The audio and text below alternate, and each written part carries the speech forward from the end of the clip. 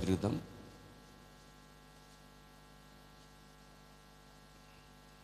17వ వచనాన్ని చదువుకుందాం. చదువు. మరియు ఇదిగో ఈయనే నా ప్రియకుమారుడు, ఈయన యందు నేను ఆనందించుచున్నానని ఒక శబ్దం ఆకాశం నుండి వచ్చెను. ఇక్కడ దేవాది దేవుడు యేసుక్రీస్తులో ఉండి నేను ఆయన యందు ఆనందించుచున్నాను అన్నాడు దేవుడు. ఈ వాక్యాన్ని బట్టి ఈరోజు మన అంశం తీసుకుందాం. ఇంకొక వాక్యం భాగం కూడా మనం చదువుదాం.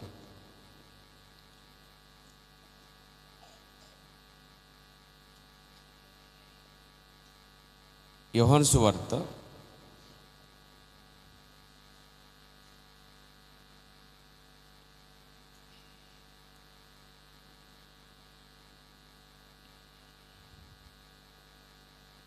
10వ అధ్యాయము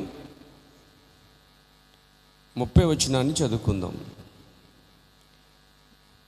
నేనును తండ్రియును ఏకమయ్యున్నామని వారితో చెప్పెను. యూదులు ఆయనను కొట్టవలనని మరల రాళ్ళ చేత పట్టుకొనగా, ఇక్కడ తండ్రి నేను ఏకమై ఉన్నాము అనే మాట యూదులకి నచ్చలేదండి.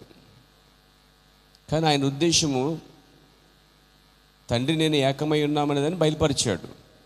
ఎలా ఏకమై ఉన్నారో ఏమై ఉన్నారో అనే విషయాన్ని ఆనాటి మా ప్రపంచ భక్తులు యూదులకి అర్థం కాలేదు. దానికి కావాల్సింది ఏంటంటే రివల్యూషన్, ప్రత్యక్షత కావాలండి.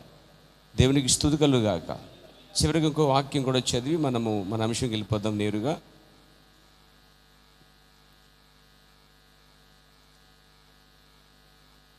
కొలొస్సీయులకు రాసిన పత్రిక 2వ అధ్యాయము 9వ వచనాన్ని చదువుకుందాం. ఏలనగా దేవత్వం యొక్క సర్వపరిపూర్ణత శరీరముగా క్రీస్తునందు నివసించుచున్నది. ఈ వాక్యాలు దేవుడు దీవించునుగాక.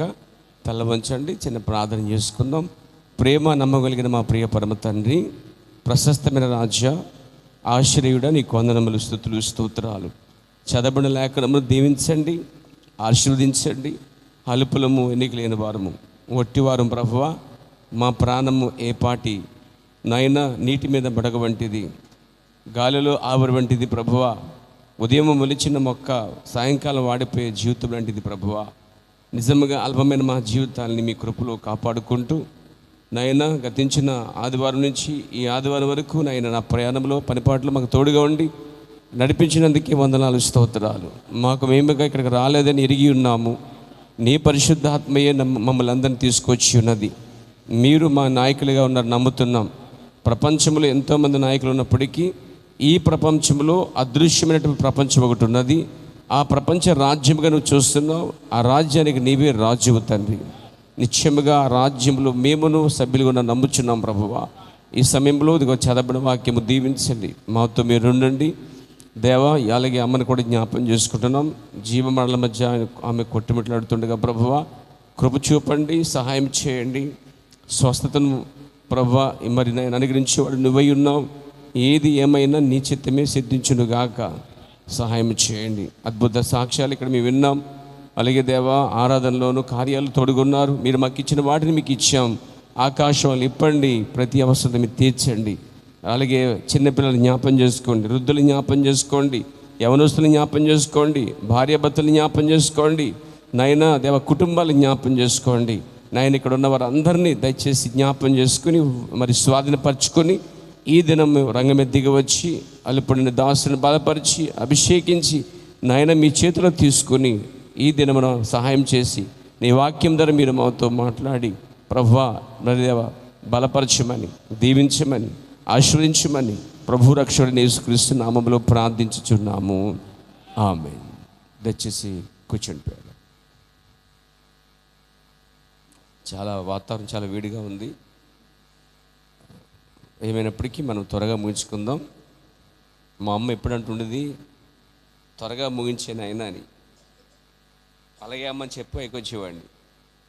తర్వాత చాలా లేట్ అయిపోయిందమ్మా, జనాలు ఇబ్బంది పడిపోతారు అని మీకోసం ఆలోచించి ఒక తల్లి నాకు ఉండటం చాలా సంతోషం. దేవునికి స్తోత్రం కలగాక. ఎప్పటికప్పుడు ఆమె అలా చెప్పడం నేను రావటం.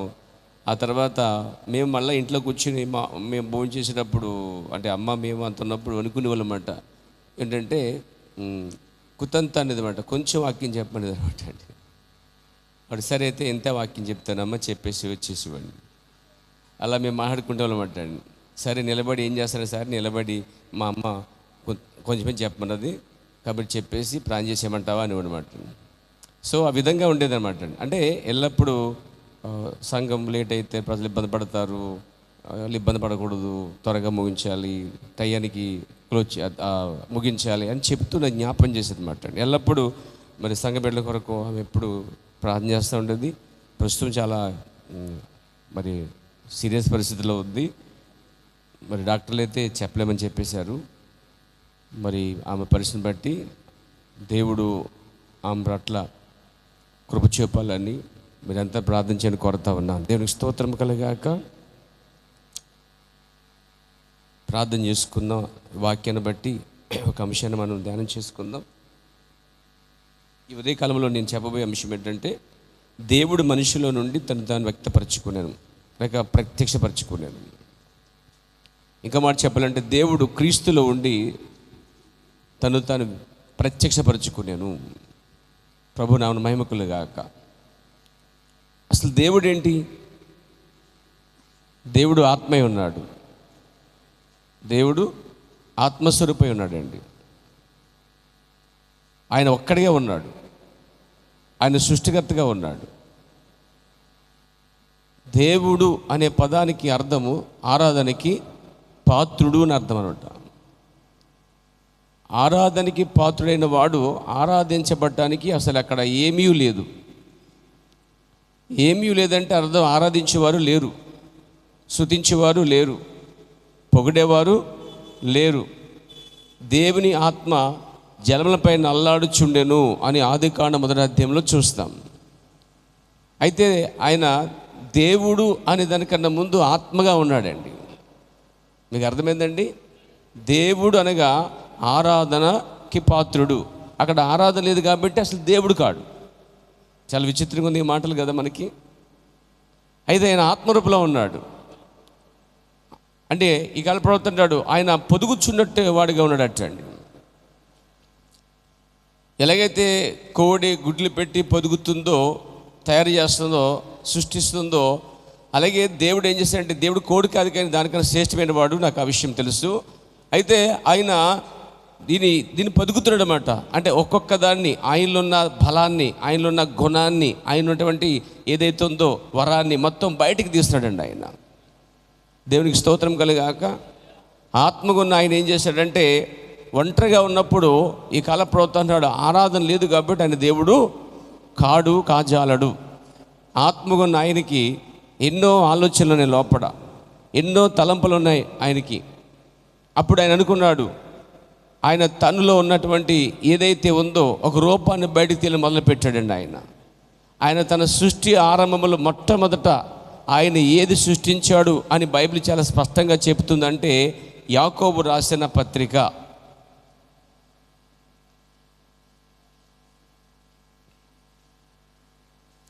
దేవునికి స్తోత్రం కలుగాక.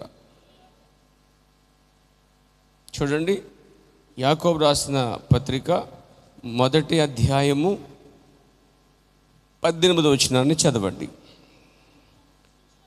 ఆయన తాను సృష్టించిన వాటిలో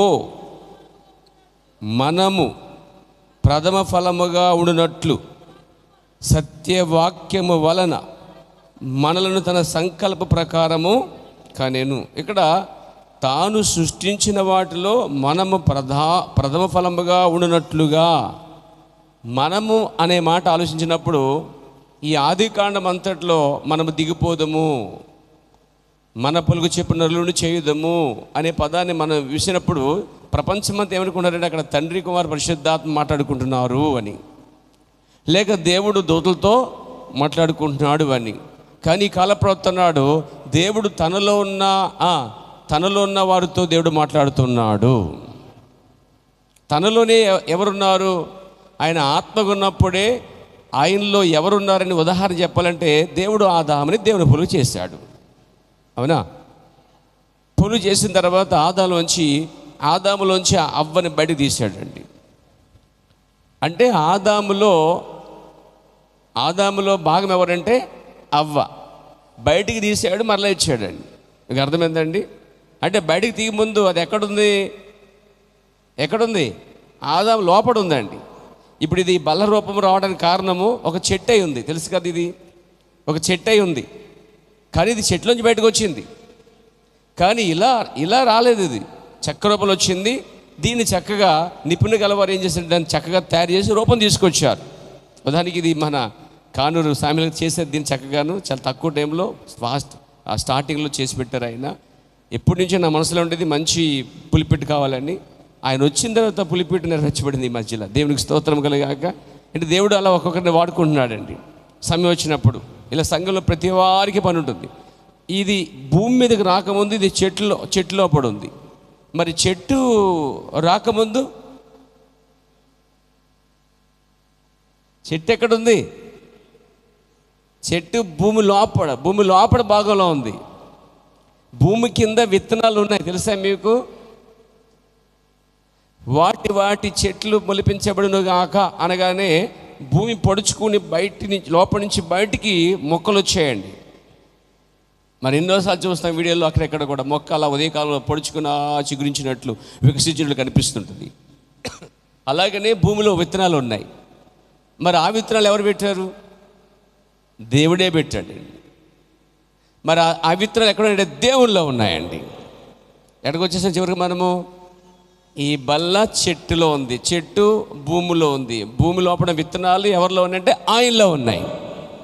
దాన్నే పలకబడిన మాట మూల విత్తనము అన్నారు. అంటే ఇది బయటికి రాకముందు అది ఆయనలోనే ఉందండి. అలాగే ఆదాము కూడా బయటికి రాకముందు ఆదాము ఆయనలో ఉన్నాడండి. అలాగే అవ్వ కూడా బయటికి రాకముందు ఆయనలో ఉంది. అలాగునే ప్రైజ్ ది లార్డ్, ఆయనలో మనమున్నాము. దానికే పౌలు అంటాడు, నేను క్రీస్తుతో పాటు సిలువేయబడి ఉన్నానని. వాస్తవానికి సిలువేయబడినప్పుడు పౌలు అక్కడ ఉన్నాడా? వినండి, ఆ వాక్యం చూడండి. ఆయన ఏం పోల్చాడు? దేవుడికి స్తోత్రము కలుగును గాక.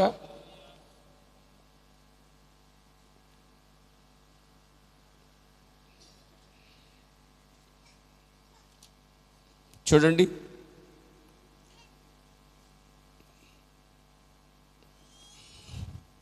గళితీయులకు రాసిన పత్రిక 2వ అధ్యాయము 20వ వచనాన్ని చూడండి.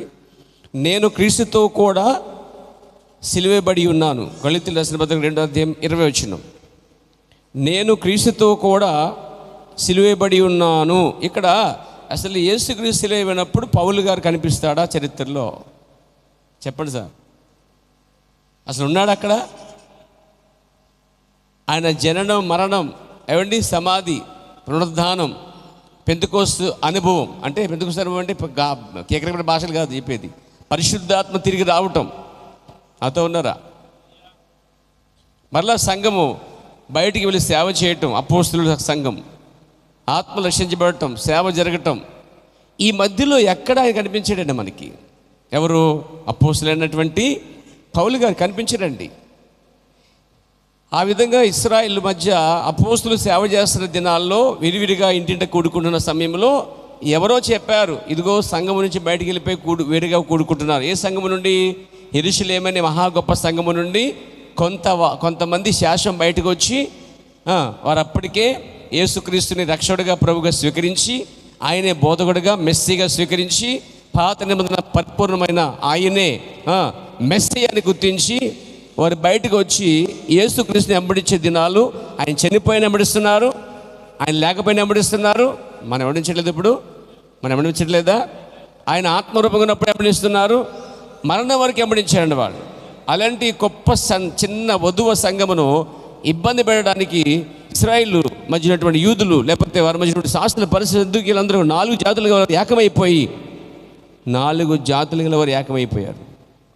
ఇప్పుడు 4 కాదు, 4000 డినామినేషన్ ఏకమై ఎవరి మీద పడతారా బాబు అంటే మీ మీద పడతారు. త్వరలోనే జరిగింది అది.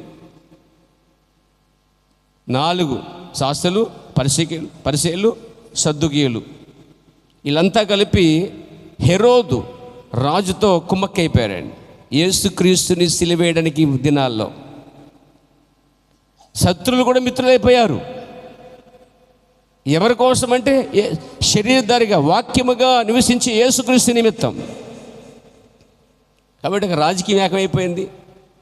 మతము రాజకీయము కలిసి కుమ్మక్కయి ఆయన్ని టోటల్గా సిలువేసి చంపేశారు. Praise the lord.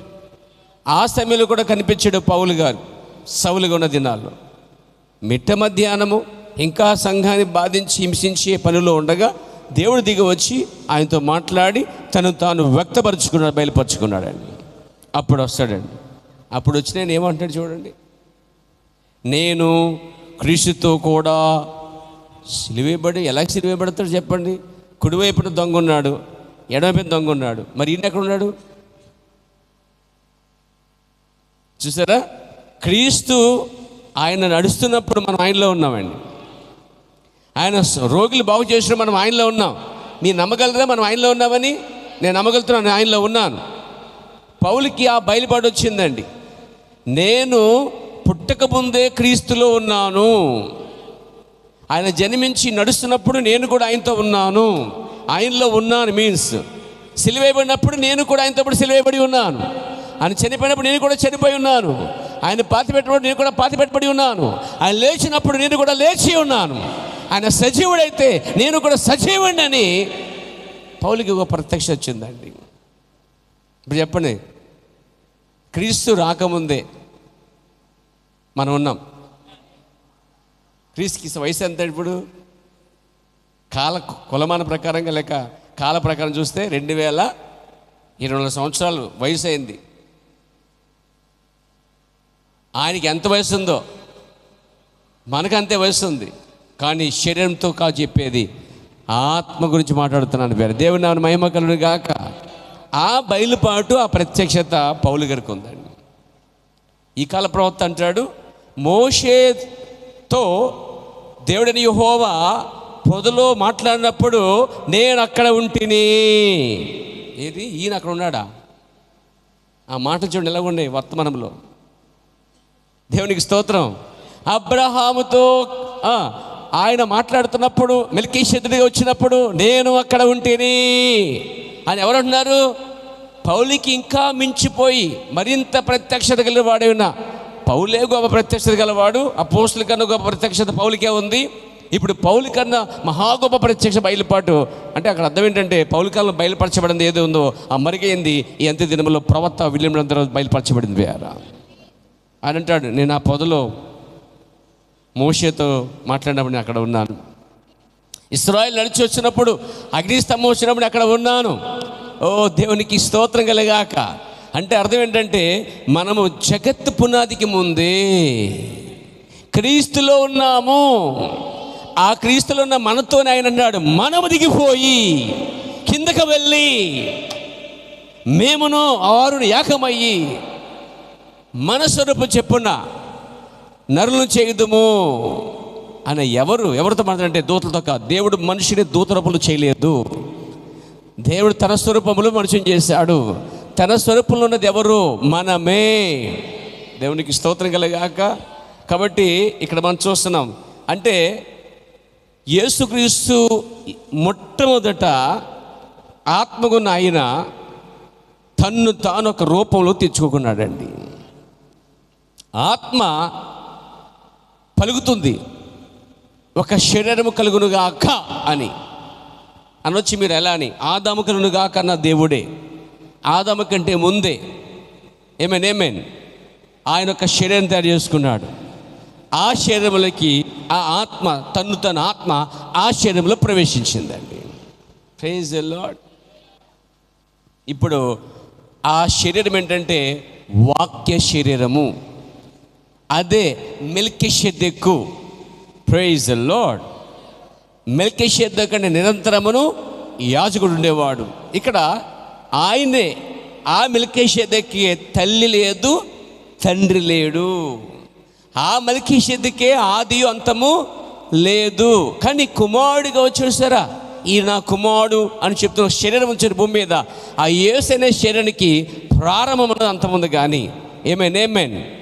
శరీరానికి అంతము ప్రారంభం ఉన్నది, కానీ శరీరం లోపల ఆత్మకు మాత్రము ఆరంభము ప్రారంభము లేదు. దేవునికి స్తోత్రం కలుగాక. అంతము లేదు. దేవునికి మహిమ కలుగాక. యేసు అనే శరీరానికి అక్కడ ఒక మానవ సంబంధమైనటువంటి ఒక యోసేపు మరియ కనిపిస్తున్నారు. కానీ ఈయన తండ్రి లేనివాడు, తల్లి లేనివాడు, జీవితకాలం వరకు ఆదియు అంతంలో ఎట్లయిపోతాడు ఆయన? ఆయనకి తల్లి ఉంది కదా, వాదించోళ్ళు ఉన్నారు. ఎస్, మరియ తల్లి. తండ్రివాడు కదా, పేరుకి పిలిచాడు, యోసేపుడు కదా అని పిలిచే ఉన్నారు. కానీ ఆయన అంటాడు, నా తండ్రి నేను ఏకమై ఉన్నామంటాడు. అక్కడ యోసేపుది కాదు, ఆయన ప్రత్యేకంగా వేరుగా మాట్లాడుతున్నాడు. దేవునికి స్తోత్రం కలుగాక. కాబట్టి సృష్టి ప్రారంభానికి ముందే మొదటిగా ఆయన చేసిన వ్యక్తి ఎవరో తెలుసా? సామెతల గ్రంథం. దేవునికి స్తోత్రం కలుగాక. 8వ అధ్యాయం. ప్రభు నన్ను మహిమ కలుగాక, స్తుతి కలుగును గాక. చూడండి 23వ వచనం, 22, 23 చదువుదామండి. పూర్వకాలం అంటే మీ తాత, వారి తాత, వారి తాత, ఎన్ని తాతలో అన్ని తాతలు, ఆఖరి తాత ఎవరంటే ఎవరు వస్తారండి? మీ తాత ఎవరని చెప్తే ఏం చెప్తారు? మా తాత ఆదామని చెప్తాను నేను. మరి మీ తాత ఎవరు? మీ తాత ఆదామే. సరే, కుల దగ్గరికి వచ్చేద్దాం. కులాలు ఉన్నాయి కదా, కొన్ని కులగజ్జులు ఉన్నాయి కదా కొంతమందికి.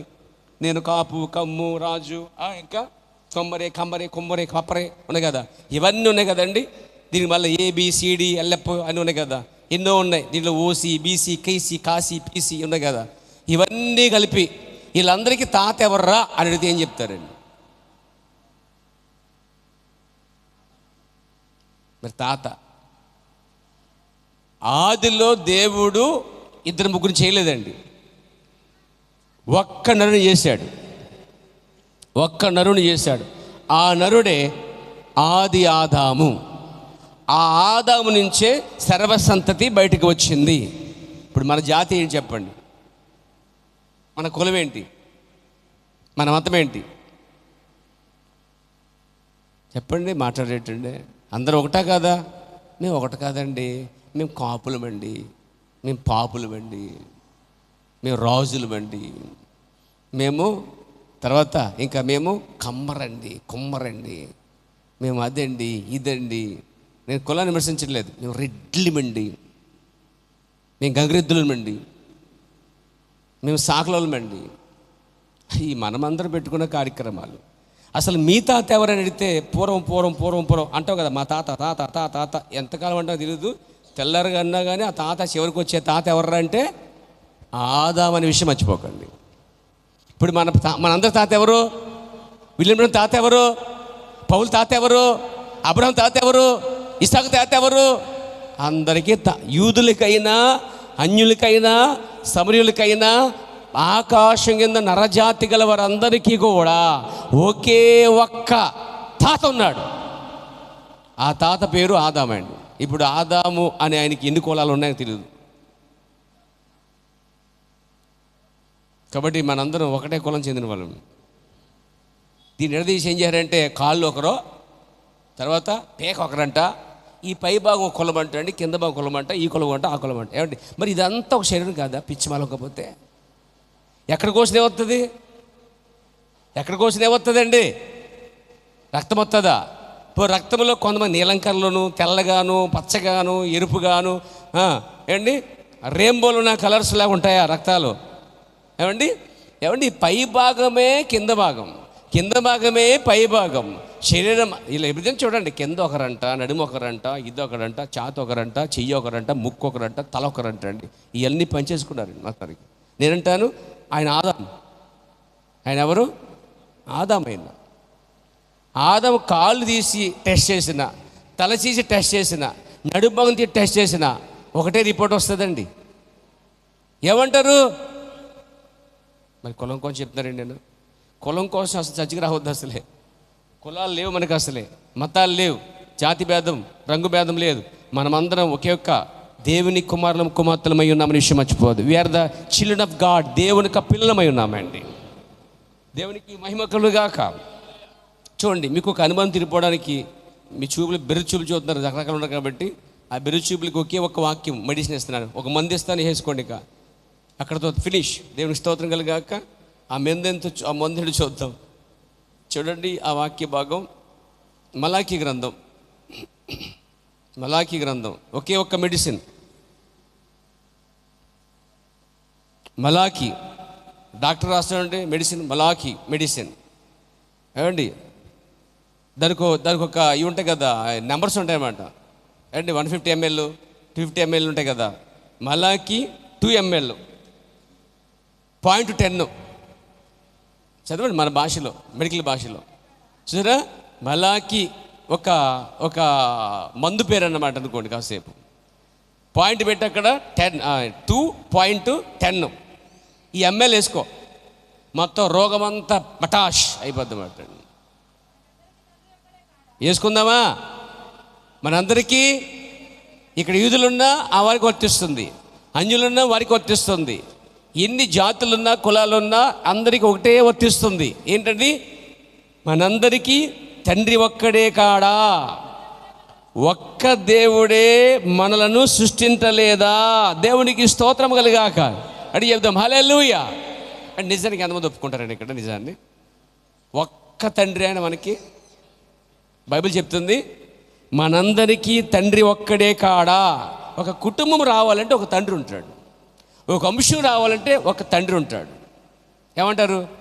వంశం రావాలన్నా ఒక తండ్రి ఉండాలి, లేక కుటుంబం రావాలన్నా ఒక తండ్రి ఉండాలి. ఒక రాజ్యం ఉద్భవించాలన్నా అక్కడ ఒక రాజు ఉండాలి, లేకపోతే ఒక రాణి ఉండాలి. మరి మొదట రాజు ఎవరు తెలుసా?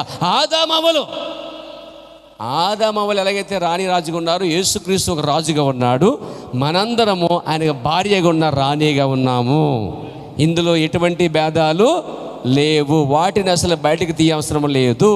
దేవునికి స్తోత్రం కలుగాక. ఎంతమంది మెడిసిన్ వేసుకున్నారు? మలాకి 2.10 ml తాగేయండి, పర్లేదు, నో ప్రాబ్లం. చింపుకు తినేకండి, దాన్ని లోపడేసుకోండి. అంటే నిత్యముగా ఇది ఏంటంటే ఒక మంచి మెడిసిన్ అనమాట. ఆ రోజు అయ్యా మాకు రోగాలు ఉన్నాయని వచ్చారట ఎవరి దగ్గరికి? మోషే దగ్గరికి. మోషే అనట 20 లక్షల మందికి ఒకటే సీట్ అంటాడు, ఒకటే మెడిసిన్ అంట. తెలుసా మీకు? ప్రవక్త అంటాడు. అవి ఆయన చెప్పిన మాట చెప్తున్నాను నేను. అంటాడు ఆయన, ఒకటే మెడిసిన్ తెలుసా? నేను స్వస్థపరిచే యెహోవాను నేనే. ఈ స్వస్థపరచడంలో దేవుడు కులం తక్కువ ఒకలాగా, కులం ఎక్కువ ఒకలాగా, ఏమండి ఎర్రగొండ ఒకలాగా, నల్లగొండ ఒకలాగా చేసేవాడు ఆయన. స్వస్థత విషయంలో నెవర్ ఆయన వద్దకు వచ్చిన వారిని నమ్మేవారికి ఆయన స్వస్థపరచు దేవుడిగా ఉన్నాడు. దేవుడు నమ్మని మహిమకులుగాక. స్వస్థతకి ఏమీ కులము లేదో, స్వస్థపరిచేవాడికి కులాలు లేవు, స్వస్థత పొందేవాడికి మాత్రం కులాలు ఉన్నాయి. దేవునికి స్తోత్రం కలిగాక. విచిత్రం ఏంటంటే మీదే కులం అండి, మీదే కులం అండి అంటూ ఉంటారు. రక్తం ఇచ్చినప్పుడు మాత్రం అయ్యా ఇది ఏ రక్త కులము అని అడుగుతారా ఎవరన్నా? అయ్యా రక్తం ఎక్కిస్తున్నావు, O positive, B positive, O positive మాల రక్తం, బి పాజిటివ్ కాపు రక్తం అని చెప్తారు, రాస్తారు అక్కడ. నాకు తెలిసినందుకు బెడ్ బ్లాంక్లో ఇది కాపుల రక్తం, కొమ్ముల రక్తం, మాల రక్తం, మాదిగ రక్తం అని రాసి మాత్రం అయితే నాకు కనిపించలేదు. మీకు కనిపిస్తే నాకు చెప్పండి. అంటే రక్తానికి మతం లేదు, కులము లేదు, భేదము లేదు. అలాగనే ఆదిలో దేవుడు ఒక్కడగా ఉన్నాడు. సబ్కా మాలిక్ ఏక్ అని ఒక వక్త ఉంది, బయట సూక్తి ఉందన్నమాట. అందరికి ఒక్కడే దేవుడని వాస్తవమే. అక్కడ వచ్చేసరికి మళ్ళీ మనిషికి ఒక దేవుడు అండి. అందరికీ ఒకటే దేవుడు అంటారు, మళ్ళీ ఏమంటారు? మనిషికి ఓ దేవుడు. అలా మనిషికి ఓ దేవుడు అయితే అలా ఉంచాడు. ఒక మనిషికి 7 దేవుళ్ళు ఉంటారు. సోమవారం శనివారం దాకా దేవుళ్ళు ఉంటారు. అలా లెక్కేస్తే మనుషులకైనా దేవుళ్ళే ఎక్కువైపోయాడు. ఇంకోటి అంటాడు, అందరు దేవుళ్ళు మొక్కడం వల్ల ఆపదలు ఏదో ఒక దేవుడు వస్తాడని. రాడు, కొట్టుకు సత్తారాలు. నువ్వు వెళ్ళు, నీకే కొంచెం నైవేద్యం ఎక్కువ పెట్టాడు, నీ గుడికి ఎక్కువసార్లు వచ్చాడు, నిన్నే నేను నామాన్ని స్మరించుకున్నాడు కాబట్టి నువ్వెళ్ళు అని వాళ్ళు తన్నుకు కొట్టుకు చేస్తారు. తెలుసా? ఈ లోపు నువ్వు చచ్చిపోతావు. అదే ఒక్కడైతే దేవునికి స్తోత్రం కలిగాక. ఎలానొచ్చి మీరు ఏదైనా తోటలో ఆదాము అనే నరుడు పడిపోయినప్పుడు దేవుడు దూతలను వాన పంపలేదు, స్వయంగా దేవుడే దిగి వచ్చాడు. ఒక్కడు కాబట్టి ఆయన అదే ముగ్గురు అయితే కనుక ముగ్గురు పంపించేవాడండి. కాబట్టి అలాంటి సోది సామెతల వల్ల మనసులో పాటు చేసుకోవద్దు ప్రియారా.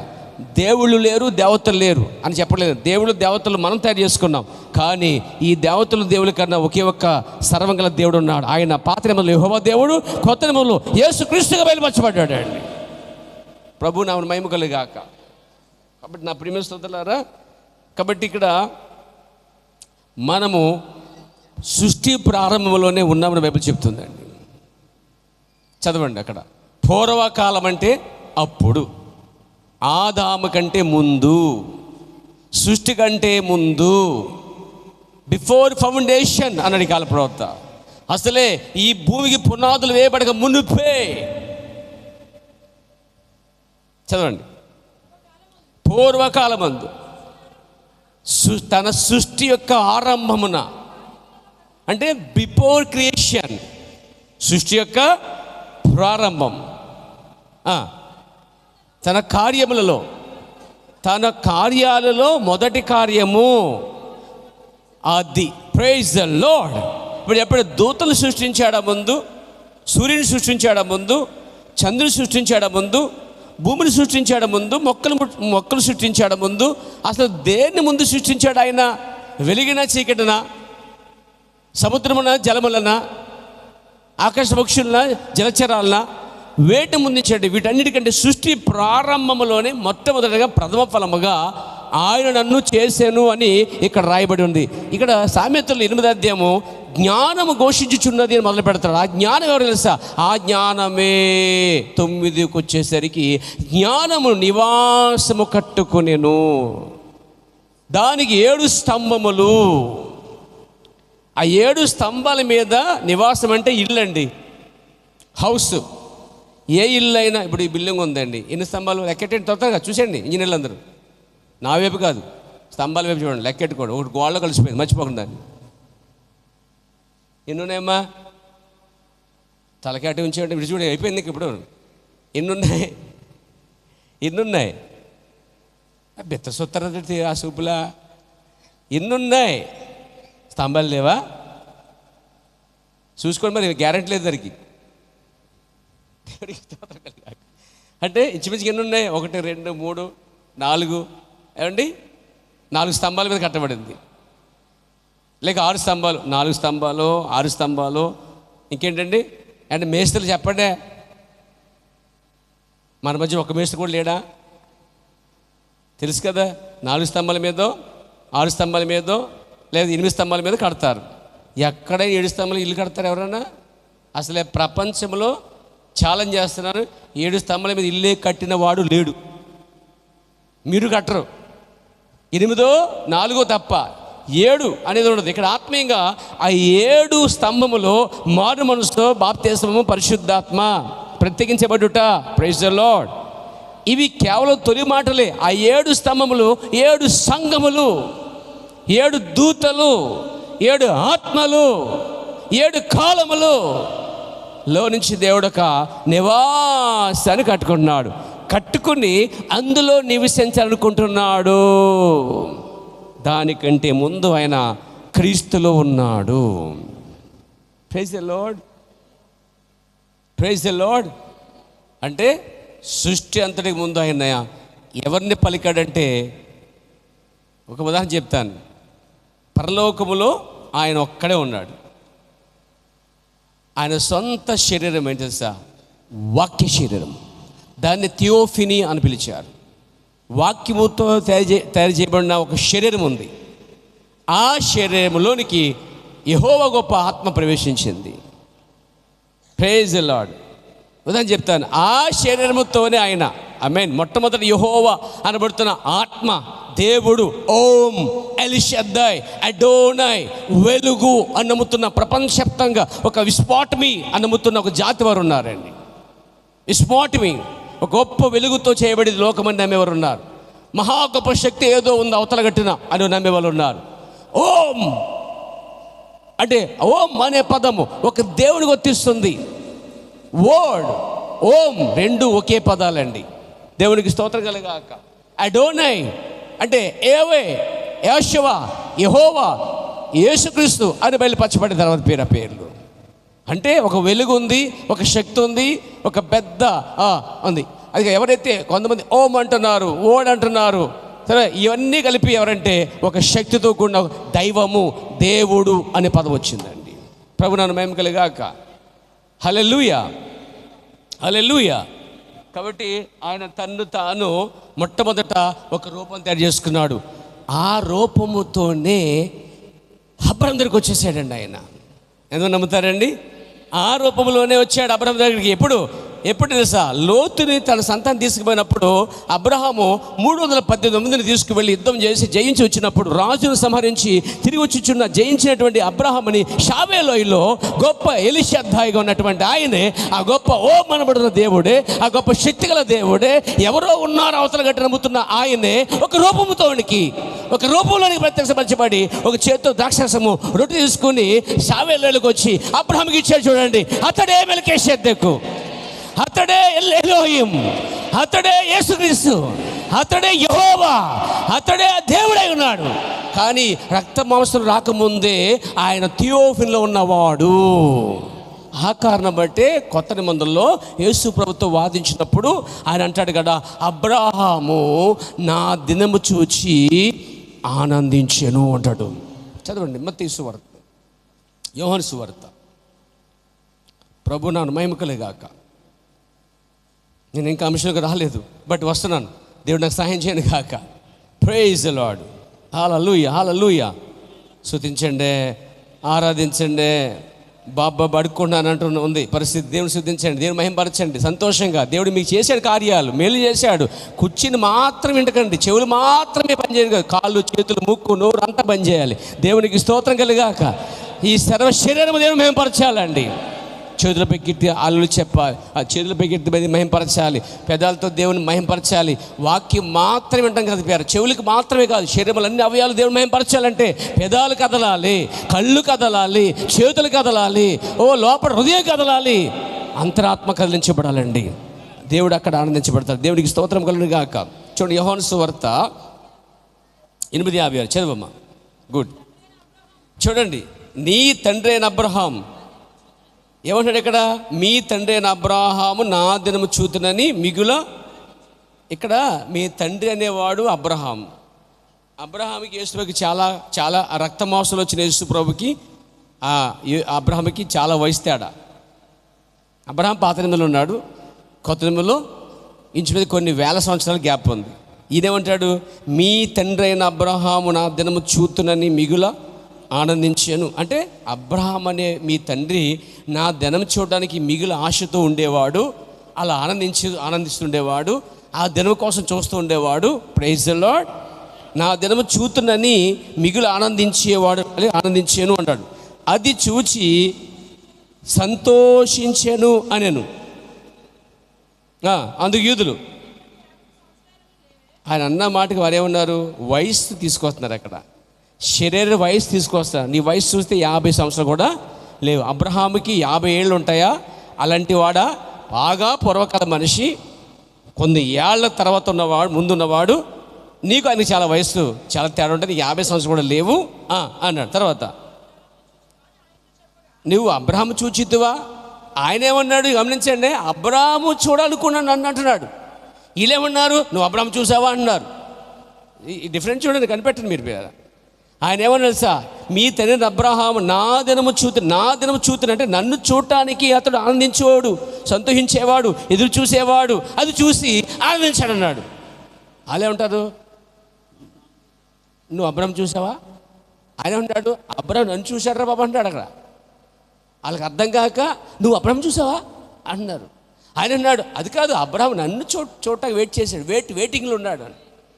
ఎలా ఉంది చూడ ఆ మాట. దేవునికి స్తోత్రం కలిగాక, దేవునికి మహిమ కలుగాక. చూడ అయినా ప్రశ్న, మీ తండ్రిని అబ్రహాం నా దినం చూస్తున్నాని. ఇక్కడ ఏం చెప్పాలి?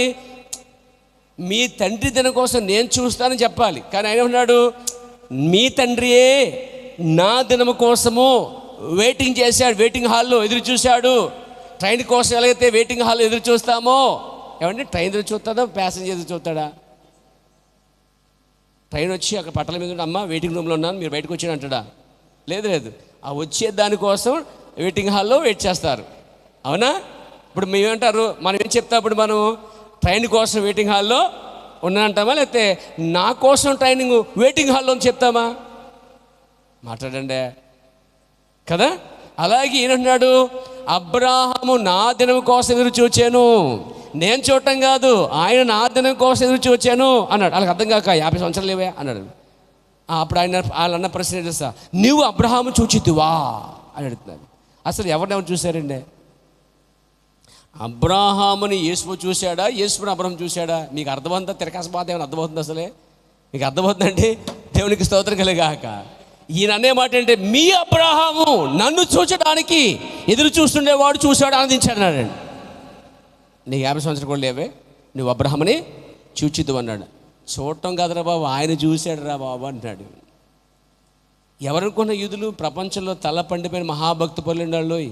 మన అలా టప్పం వచ్చేస్తాం మనమైతే, వాళ్ళు అలా కాదండోయ్. దేవరాత్రులు ధర్మశాస్త్రంతోనూ ఆజ్ఞలతోనూ వాక్యముతో ఎదిగిన వారు ప్రపంచంలోనే భక్తి పనులు ఉన్నారు అంటే యూదులేనండి. నిష్టగలవారు భక్తి విషయంలో, ధర్మశాస్త్రం పాటించిన విషయంలో మహా గొప్ప యోధులండి వాళ్ళు. ప్రపంచంలో అలాంటి భక్తి పనులు అసలు లేరు. వారు తూచా తప్పక ఏదైనా సరే దానికోసం నిలబడతారండి వాళ్ళు. అలాంటి వాళ్ళు అన్నారు, నువ్వు అబ్రహాం చూచిద్దు అని. చదవండి. ఆయన అన్నాడు 58 యేసు అబ్రహాము పుట్టక మునిపే ఉన్న ఫీజులు వెళ్ళిపోయినాయి మొత్తానికి. ఇప్పుడు దాకే కన్ఫ్యూషన్ అంటే ఇంకోటి అన్నాడు. ఈయన ఏమన్నాడు, అసలు చూడటం విషయంలో కన్ఫ్యూషన్గా ఉంది వాళ్ళకి. ఈయన ముందా ఆయన ముందా? ఈయన అంటున్నాడు ఏంటి, అబ్రహాము నా కోసం చూశాడు అంటున్నాడు. మనం ఏమంటున్నాం, అబ్రహాం చూసావు నువ్వు అంటున్నావు. ఆయన ఏమన్నాడు, ఒరే పిచ్చోళ్ళారా, అబ్రహాం కంటే ముందున్నాను అన్నాడు. ఇంకొన్న ఫీజు ఉడిపోయింది మొత్తం కలిగి. అది ప్రపంచంలో నడిబడినటువంటి యూదులకే అర్థం కాలేని మాటలు ఏమండి, ఈ లోతైన సంగతులు, ఈ గూఢార్థమైన సంగతులు, ఉపమాన కార్యాలు ఇంకెవరికి అర్థమైపోయారా? అలాంటి వారికి దేవుడు మరుగుపరుచుకొని పసిబాలని మనకు తన్ను తాను బయలుపరుచుకున్నాడు. అందుకు దేవుని పట్ల కృతజ్ఞత కలిగి ఉండాలి, స్తుతించాలి. ఆయన పొందిన దెబ్బల వలన స్వస్థత కార్యాలే కాకుండా ఉన్నత రక్షణ వాక్యం ఇచ్చాడండి. ఆయన తానేమై ఉన్నాడో బయలుపరుచుకుని చూడండి, అది గొప్ప కార్యమండి. ఏమేన్. అందుకే ఇశ్రాయేల్ మధ్య యేసుక్రీస్తు కాంట్రవర్షియల్గా మారిపోయాడు అన్నమాట. అంటే వివాదాస్పదం అన్నమాట అంశంగా మారిపోయాడండి.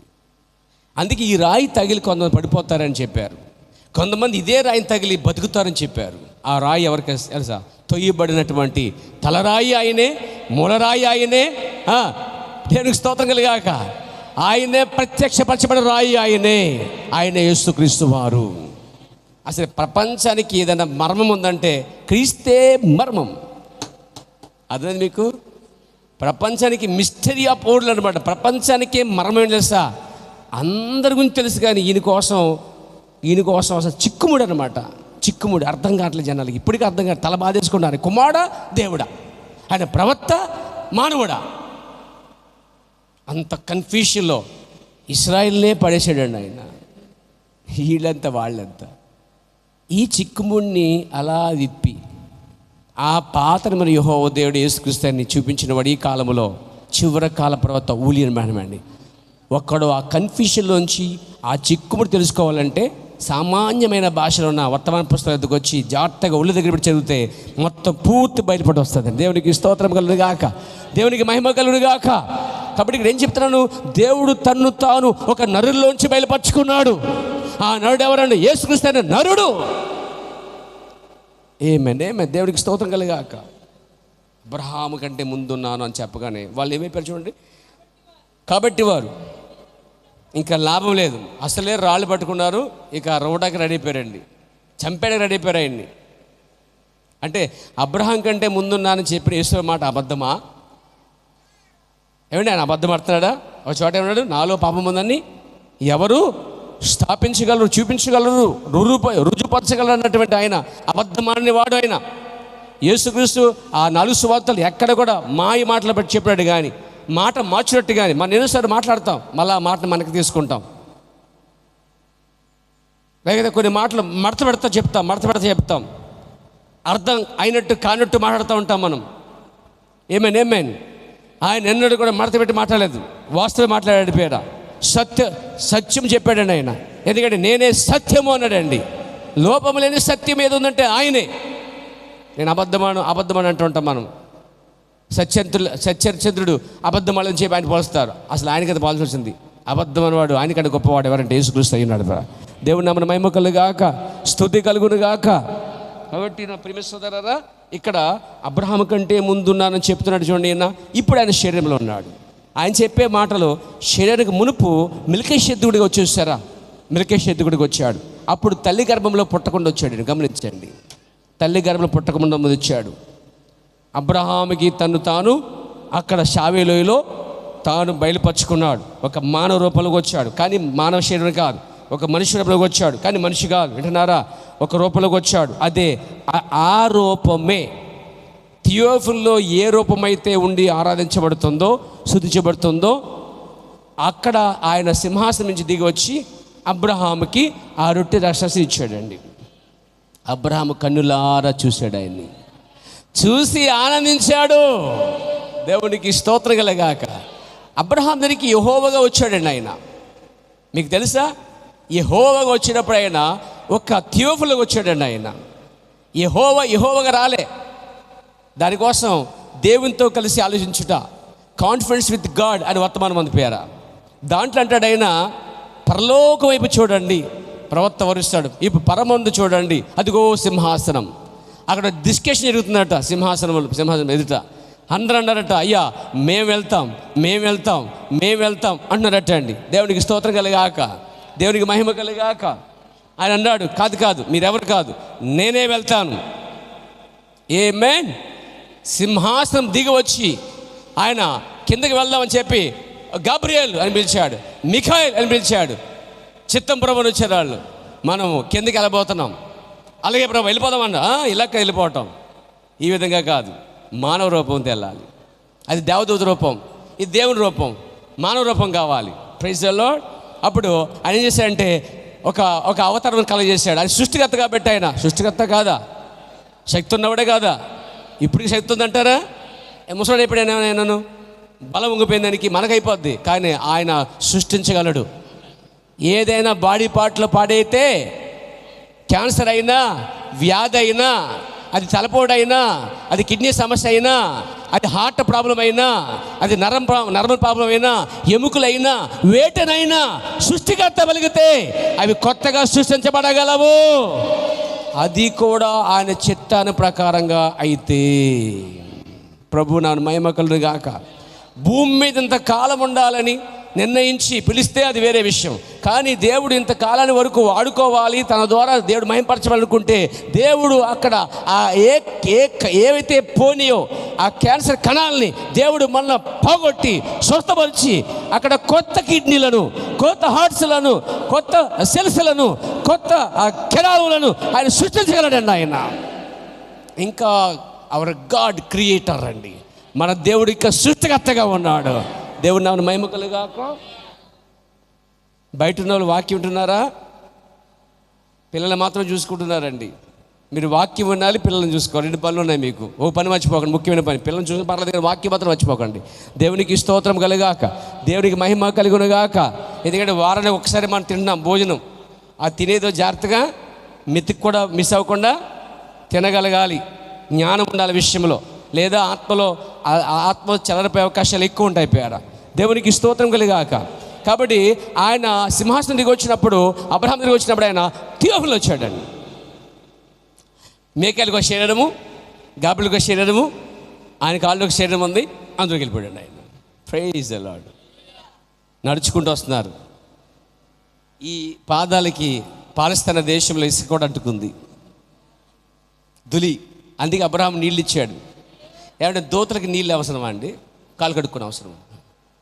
మేము దిగొచ్చామండి, బురద అంటుకుంది, నీళ్ళు ఇవ్వండి బాబా అని దోతలు అడుగుకున్నారా? అసలు దోతలకి ఏ మురికి అంటుకునే అవసరం లేదండి. దేవుడికి మురికి అంటుకుంటుందా? అలాగే మానవ రూపంలో వచ్చిన వారండి వాళ్ళు. 3 మనుషులు కనిపిస్తున్నారు, కానీ 3 అండి తండ్రి పరిశుద్ధమని స్టాంప్ వేసుకున్నారండి.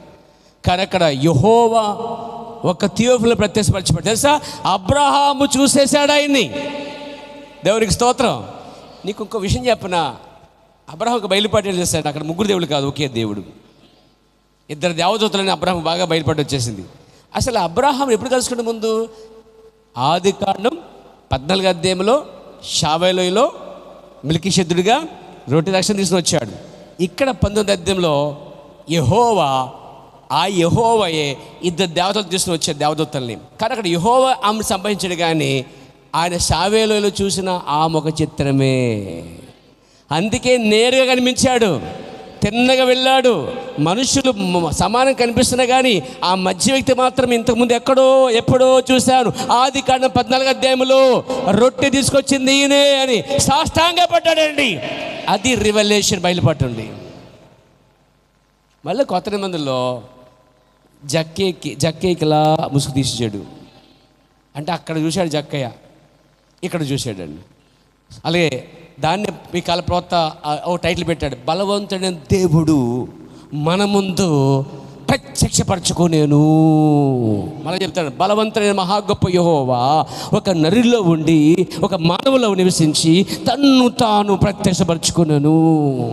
ఎంతమందికి అర్థమైంది పేరా? ఆ టైటిల్లోనే మంచి అంశం ఉందండి. దాంట్లో ఆ టైటిల్లోనే పూర్తి బయలుపాటు ఉంది. ఆ గొప్ప బలవంతుడైన దేవుడే మన ముందు ఎలా అంటే, అక్కడ శాస్త్రుల పరిశీలన ముందు కాదు, ఆయన బయలుపరుచుకుంటా, సమరసి ముందు, జక్కయ్య ముందు, శిష్యుల ముందు. ఏమేన్ దేవునికి స్తోత్రం కలగాక. అందుకే వాళ్ళు వన్ టైంలోనే ఆయన గుర్తుపెట్టేశారండి. అంటే రికగ్నిషన్. ఇంతకుముందు చూశారు వాళ్ళు, ఎక్కడ? అక్కడ. దానితో దేవుడు యోబు అక్కడ దేవుని కుమారులు ఆరాధిస్తున్నప్పుడు ఎక్కడున్నావు తెలుసా యోబు? యోబుకి ఆ టైంలో ఆ ప్రత్యక్షత లేదట. అదే మాట ప్రవక్త అంటాడు, అదే మాట పౌలు గారిని అడుగుంటే పౌలు అంటాడట, అయ్యా జగత్తు పునాదిగా ముందే నేను అక్కడ ఉన్నానని చెప్తాడట అండి. ఎందుకంటే యోబు కాలం అంత ప్రత్యక్ష రాలే, కొత్త నిబంధనలుగా వచ్చిన ప్రత్యక్ష అంత రాలే. కొత్త నిబంధనలు వచ్చినంత ప్రత్యక్షత ఈ దినంలో ఉన్న ప్రత్యక్షత ఆ దినాలు రాలేదండి. అలా ప్రత్యక్షపరచబడినది మెల్లమెల్లగా క్రమేణా వెలుగు నుంచి వెలికి వెళ్తూ వచ్చిందండి. మనం పరిపూర్ణమైన వెలుగులో ఉన్నామని సంగతి తెలుసా?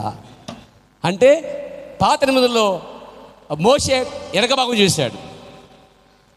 అక్కడక్కడ పరిచయాలు, శాస్త్రులు, లేకపోతే అప్పుడప్పుడు యూదులు, పాత నిబంధన ప్రవక్తలందరూ ఏదో ఒక భాగం చూశారు.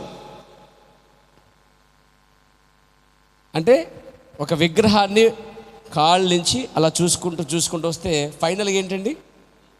ఫేస్. ఫైనల్గా మనం ఫైనల్ స్టేజ్లో వచ్చాం. వాళ్ళందరూ ముక్కు కాళ్ళు చూడకముందే వాళ్ళందరూ కాళ్ళు నడుము చూశారు, కానీ చివరిలో వచ్చిన మనము టోటల్గా అసలు రూపాన్ని చూసామనమాట. అదే పర్ఫెక్షన్, పరిపూర్ణత క్రీస్తునందు బయలుపరచబడిను. అంతకుముందు మోషేలో ఉన్నాడండి ఆయన, కొంచెంగా. ఏలియాలో ఉన్నాడు, కొంచెముగా. అబ్రహాములో ఉన్నాడు, కొంచెముగా. యోబులో ఉన్నాడు, కొంచెముగా. పాత ప్రవక్తలందరిలో కొంచెంగా ఉన్నాడు. ఒక్కరోజు ఆయనే మానవ శరీరం దాల్చుకొని కన్యాకుమారి ఎదురు బయటకు వచ్చాడు. ఆయనలో పరిపూర్ణంగా గమనించుకున్నాడు. అంటే ఈ గ్లాసు నీళ్ళు తీసుకుని, ఇక్కడ గ్లాసు లేదు కానీ ఉందని ఊహించుకోండి. ఇక్కడ గ్లాసు లేదు కానీ ఉందని ఊహించుకోండి. ఈ గ్లాసులో ఉన్న నీరు కనిపిస్తుందా? నాకు మెంటలు, మీకు మెంటలా? మన మాట్లాడుకునే అదృశ్య మాటలు. ఇక్కడ గ్లాస్ ఉంది, ఇక్కడ గ్లాస్ ఉంది, ఇది ఖాళీ గ్లాసు, ఇది 2 గ్లాసు. ఈ నీళ్ళు దాంట్లో పోసాను, ఇది ఖాళీ అయిపోయింది, ఇది పరిపూర్ణమాట. క్రీస్తు అనే శరీరంలో గొప్ప యెహోవా గుణాలన్నిటినీ, క్యారెక్టర్స్ అన్నీ కూడా కుమ్మరించేసుకున్నాడండి. దేవుడికి స్తోత్రం. తన్ను తాను ఆ విధంగా మోషేలో, అబ్రహాములో, ఆదాములో, అందరిలో అయితే కొంచెంగా వచ్చాడు. కొత్త నిబంధనలో పరిపూర్ణముగా దేవుడే శరీరధారి అయ్యాడండి. కృప సత్య సంపూర్ణంగా ఉన్నాడు. కొంచెమే ఉండేవాడు అందులో, కానీ కొత్త నిబంధనలకు వచ్చేసరికి, కానీ బాప్తిస్మం బయటకు వచ్చేసరికి పరిపూర్ణముగా ఆయనలో కుమరించుకున్నాడండి. దేవుడికి స్తోత్రం. అందుకే నేను చెప్తాను ఇక్కడ, ఈయన నా ప్రియ కుమారుడు, ఈయనందు నేను. ఈ మాట పాత నిబంధనలు ఎవరితోనూ చెప్పలేదండి ఆయన. Praise the lord. కొత్త నిబంధనలో క్రీస్తు అనేటువంటి యేసు అనే శరీరములో, యేసు అదే, క్రీస్తు అదే, కానీ అందులో ఉన్న ఆత్మ యెహోవా యొక్క ఆత్మ. ఆ యెహోవాకు అసలు పేరే యేసు. అందుకే నా తండ్రి పేరు యేసు, నా పేరు యేసు, నేను పంపబోతున్న పరిశుద్ధాత్మ పేరు కూడా యేసు. అంటే యెహోవా పేరు యేసు. చెప్తారా? యేసు పేరు యేసు, క్రీస్తు పేరు, పరిశుద్ధాత్మ పేరు కూడా యేసు. అందుకే ప్రభువైన యేసుక్రీస్తు ఆ నామములో బాప్తిసం పొందినప్పుడు పాపాలన్నీ క్షమించబడతాయి. దేవుడికి స్తోత్రం కలిగాక. కాబట్టి ఆయన ఎవరు? పాత నిబంధన యెహోవా దేవుడే, కొత్త నిబంధనలో యేసుక్రీస్తు అయి ఉన్నాడు. దేవుడికి స్తోత్రం కలిగాక. మాట చెబుతానండి. పాత నిబంధన కాలములంతటి గుండా దేవుడు మానవుల్లో నుండి తను తాను ప్రత్యక్షపరచుకున్నాను. ఒక విశ్వాసం గల విశ్వాసిగా దేవుడు అబ్రహాములో నుండి తను తాను ప్రత్యక్షపరచుకున్నాడు. అంటే దేవుడైన యెహోవా అబ్రహాములో ఉండి బయలుపరుచుకున్నాడు. ఆమేన్. ఒక రాజుగా దేవుడు దావీదులో నుండి ప్రత్యక్షపరచుకున్నాను. వినండి, ఒకటి అబ్రహాములో బయలుపరుచుకున్నాడు గొప్ప విశ్వాసిగా. ఆమేన్. తర్వాత ఒక రాజుగా దేవుడు దావీదులో ఉండి ప్రత్యక్షపరచుకున్నాడు. మూడవది ఒక నీతిమంతుడిగా, వింటున్నారా, విశ్వాసగానేమో అబ్రహాములో బయలుపరుచుకుంటున్నాడు. అంటే అబ్రహాములో ఉండి వ్యక్తపరచుకున్నాడు. రెండవది ఒక రాజుగా దావీదులో ఉండి బయలుపరుచుకున్నాడు. మూడవది ఒక నీతిమంతుడిగా దేవుడు యోసేపులో నుండి ప్రత్యక్షపరచుకున్నాడు. మూడు విషయాలు తప్పక మర్చిపోకండి పేరా. ఒకటి విశ్వాసిగా దేవుడు అబ్రహాములో ఉండి తను తాను ప్రత్యక్షపరచుకున్నాడు. తర్వాత రాజుగా దావీదులో ఉండి తను తాను ప్రత్యక్షపరచుకున్నాడు. మూడవది ఒక నీతిమంతుడిగా యోసేపులో ఉండి ప్రత్యక్షపరచుకున్నాడు. ప్రభువు నామమున మహిమ కలుగుగాక. చూడండి, ఒక ప్రవక్తగా వచ్చేసాడు. ఇప్పుడు అబ్రహాములో ఒక విశ్వాసిగా, దావీదులో ఒక రాజుగా, మూడవది నీతిమంతుడిగా యోసేపులో. పట్టుకోండి పేద. ఇప్పుడు అన్నాడు ఒక ప్రవక్తగా, తర్వాత ఒక యాజకుడిగా, ధర్మశాస్త్రముని ఇచ్చిన వాణిగా, మోషేలు నుండి ప్రత్యక్షపరచుకున్నాడు. కాలకాలములుగా, వినండి, కాలకాలములుగా యుగములు గుండా దేవుడు ప్రవక్తలందరిలో నుండి తన్ను తాను ప్రత్యక్షపరచుకున్నాడు. ఆయన ఎల్లప్పుడూ మానవుల నుండి తను తాను ప్రత్యక్షపరచుకున్నట్లుగా, తెలుసుకున్నట్లుగా వారిలో నుండి ఆయన ఒక భాగముగా ప్రవక్త ద్వారా రాజుగా, యాజకునిగా, ధర్మశాస్త్రం ఇచ్చినటువంటి మోషేగా, ఇంకా అనేక రకరకములుగా తను తాను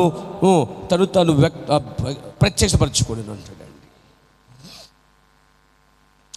అంటే పాత నిబంధన నుంచి కూడా దేవుడు మాట చెప్పండి, ఆదాములో ఉన్నాడు, అబ్రహాంలో ఉన్నాడు, నోవాహులో ఉన్నాడు. ప్రవక్తల యందు నివసించిన ఆత్మ గురించి పేతురు గారు అంటాడు, అది క్రీస్తు ఆత్మ అంటాడండి. ప్రవక్తలందరిలో, పాత నిబంధన ప్రవక్తలందరిలో నివసించిన ఆత్మ యెహోవా ఆత్మ కాదు, క్రీస్తు ఆత్మని చాలా స్పష్టంగా రాసేసాడు ఎవరు? కొత్త నిబంధనటువంటి పేతురు గారు. అది కూడా మీకు కోరుతున్నాను పేర. చూడండి, పేతురు రాసినటువంటి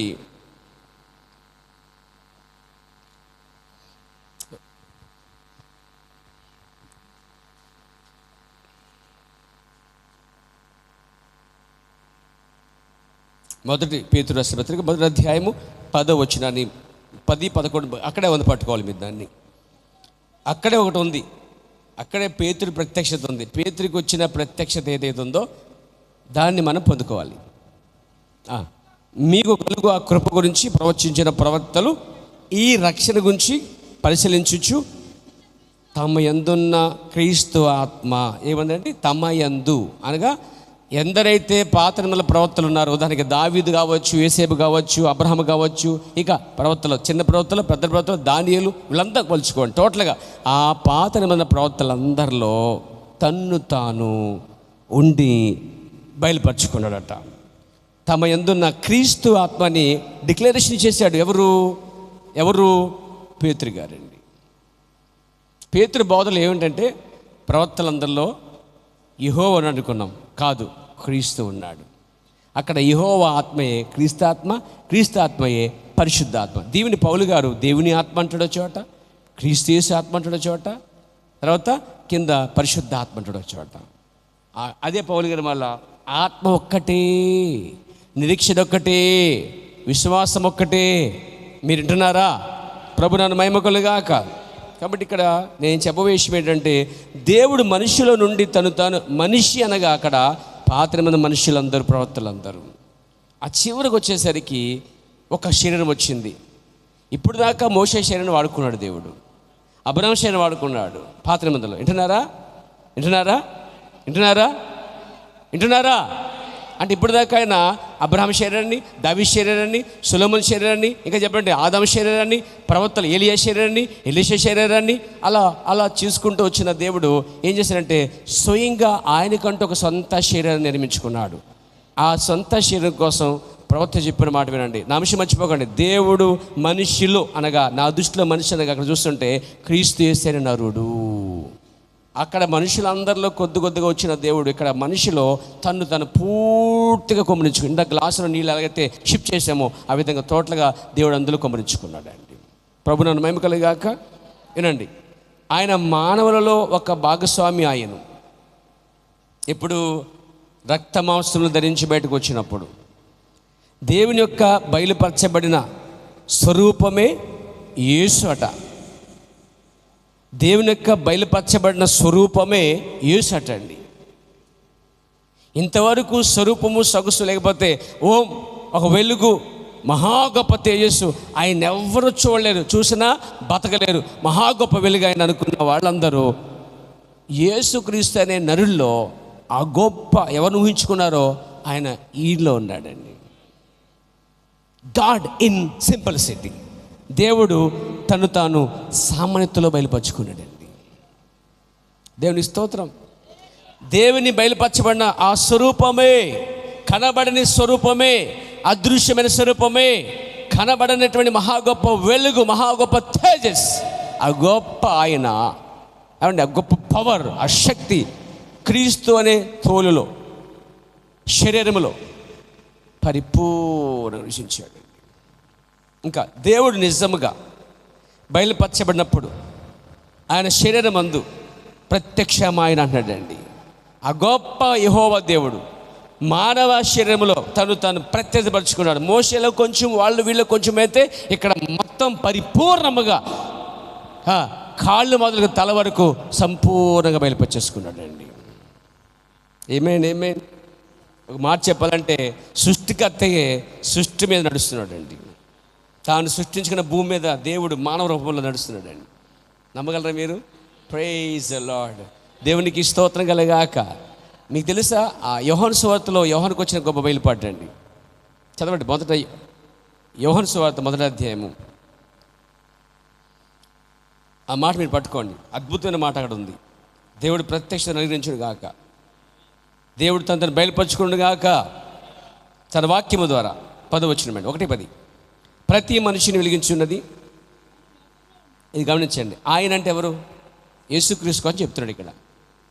అంటే మాట చెప్పాలి, యేసుక్రీస్తు లోకంలో ఉండేను చెప్పుకోవాలి. లోకం ఆయన మూలముగా కలిగాను, కానీ లోకం ఆయనను తెలుసుకోలేదు. ఇక్కడ ఏమనంటే ఆయన లోకములో ఉండేను. లోకాన్ని సృష్టించుకున్న ఆయన తానే లోకంలోనికి దిగి వచ్చాడండి. అది విశేషం. తాను సృష్టించిన ఆయన్నే నడుచుకుంటూ భూమి మీదకి వచ్చాడండి. లోకము చూడండి, లోకములో ఆయన ఉండెను, లోకము ఆయన మూలముగానే కలిగెను, కానీ లోకము ఆయన తెలుసుకోనలేదనంది. లోకానికి వచ్చిన వాడు ఎవరో లోకమే గుర్తించలే. కనీసము మీరన్నా గుర్తిస్తున్నారా? సృష్టి గుర్తించింది ఆయన ఎవరో. అందుకే సిలువలో ఆ సృష్టికర్తను సిలువేసినప్పుడు సృష్టి కళ్ళు మూసుకున్నది. సూర్యుడు మూసుకున్నాడు, చంద్రుడు మూసుకున్నాడు, యావత్తు ప్రపంచం చీకటిగా మారిపోయింది. పక్షులు, జంతువులు విలువలాడిపోయాయి. సృష్టికర్తని సృష్టి గుర్తించింది, కానీ సృష్టిలో మనుషులు గుర్తించలేదండి. దేవునికి స్తోత్రం కలుగాక. లోకములో ఆయన ఉండెను, లోకము ఆయన మూలంగా కలిగాను, లోకం ఆయనను గుర్తించలేదు. లోకం ఈజ్ ఈక్వల్ అంటే మనుషులు, కానీ అందులో మనం గుర్తించడం గొప్ప ధన్యత. ఎలాంటి రెవల్యూషన్ పొందుకున్నారో తెలుసా? దైవత్వం గురించిన గొప్ప మర్మము దేవుడు నీకు మాత్రమే బయలుపరిచాడండి. ఏ సంఘ శాఖకి బయలుపరచలేదు. బైబిల్ పాత్రలో మాట్లాడి యాకోబుకు వాక్యం బయలుపరిచాను, ఏ జనమునకు ఇలాగూ తను తాను బయలుపరచుకోలేదని పాత్రలో వాక్యం రాయబడింది. ఈరోజు కూడా చెప్పవచ్చు, ఆయన వాక్యమును ఈ వధువుకు బయలుపరచుకున్నాను, మిగతా ఏ సంఘ శాఖకైనా బయలుపరచుకొనలేదు. మీరు ధన్యులప్పుడు ధన్యులమండి, ధన్యులమండి అలా కాదు అనాల్సింది. ధన్యులము అని చెప్పాలి. మీరు ధన్యులేనండి అని దానికి, ధన్యములండి అనే దానికి, ధన్యములు అనే దానికి చాలా తేడా ఉందండి. ఏదైనా తినిపించానుకో బాగుంది అనేదానికి చాలా బాగుందని చాలా తేడా ఉంటుంది. పర్లేదు అనేదానికి సరిపోయింది అనేది చాలా తేడా ఉంటుంది. ఈ మాటలు పట్టేసుకోవచ్చు. అసంతృప్తిగా ఉన్న వాళ్ళు ఏం చేస్తారంటే పర్లేదండి అంటే, ఓ మాట చెప్పాలంటే అది పర్లేదంటే బాగాలేదని అర్థం. ఆ మాట అనలేక పర్లేదులేండి అంటే లోపడే ఉంది, ఏదో పెట్టండి అనే దాన్ని వ్యక్తపరచకుండా పర్లేదండి, చాలా బాగుంది, బాగుంది, చాలా బాగుంది. ఇప్పుడు తను పూర్తిగా బయలుపరిచినప్పుడు మీరు ధన్యులా, ధన్యులేండి అంటే చాలా అర్థం ఉంది. ధన్యులు అనేదానికి అర్థం ఉంది. మీరు ఎలా స్పందిస్తారు దాన్ని పెట్టి ఆధారపడి ఉంటుంది, మీ మీద ఆధారపడి ఉందంతా. దేవునికి స్తోత్రం కలిగాక. కొద్దిగా ధన్యులేనండి, ఏదో వచ్చిందిలేండి, మాకు వచ్చింది, మాకు కావాలి, ఎవరికి వస్తుంది, ఇది మీ సొంత ఆస్తులేగా, ఎవరికి ఎవరైనా ఆస్తి నీకు రాసిస్తుంటే మా తాత రాసిచ్చేయాలి ఆస్తి, ఎన్ని ఆస్తి, కొన్ని వేల కోట్లు రాసిచ్చేయాలి అంటే రాసిస్తే అయ్యి బాబు ఎంత దారుణమా, ఎంత అసంతృప్తి జీవితమా. దేవునికి స్తోత్రం కలిగాక, దేవునికి మహిమ కలుగాక. అంటే నీకు అసంతృప్తే.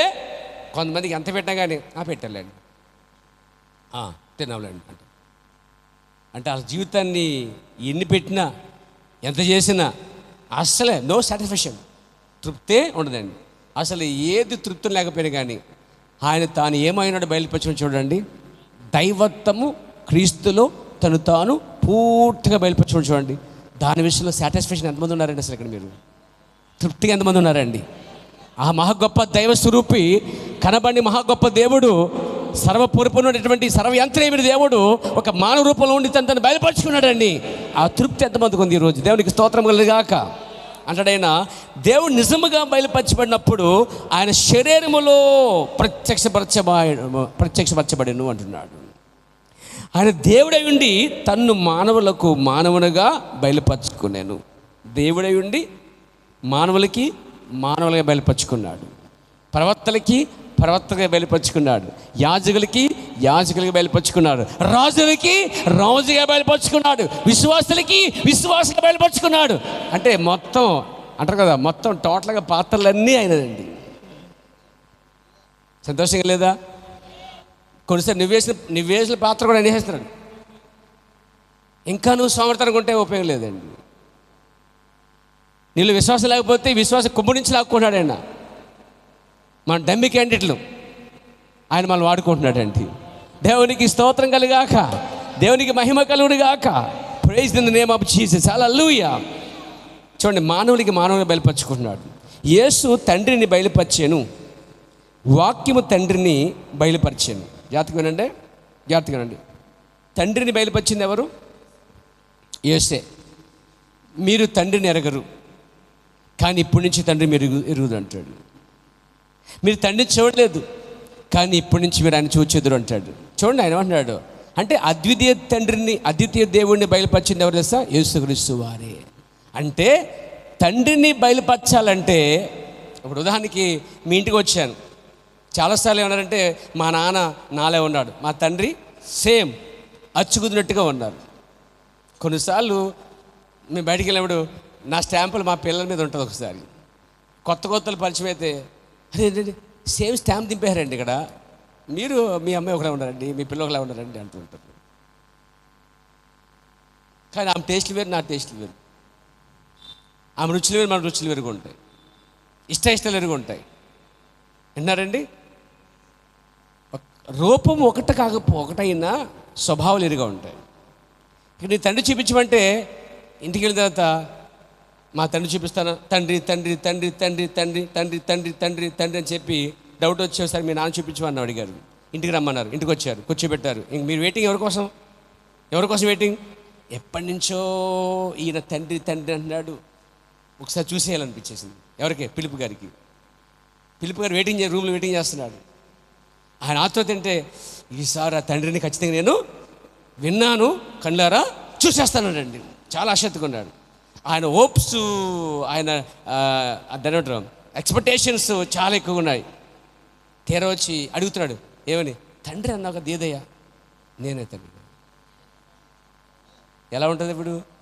వారి ఎక్స్పెక్టేషన్ అతిగా అతిగా అనుకున్న వాళ్ళు చూడగానే ఒకసారి నువ్వా అంటామంటారండి.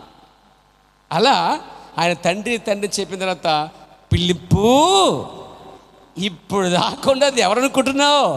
ఎవరినైతే అడుగుతున్నావో ఆయన నీ ముందున్నాడు, నేనే తండ్రిని అన్నాడండి ఆయన. ఇప్పుడు చూసాడులే తండ్రిని. బయలుపరిచింది ఎవరు?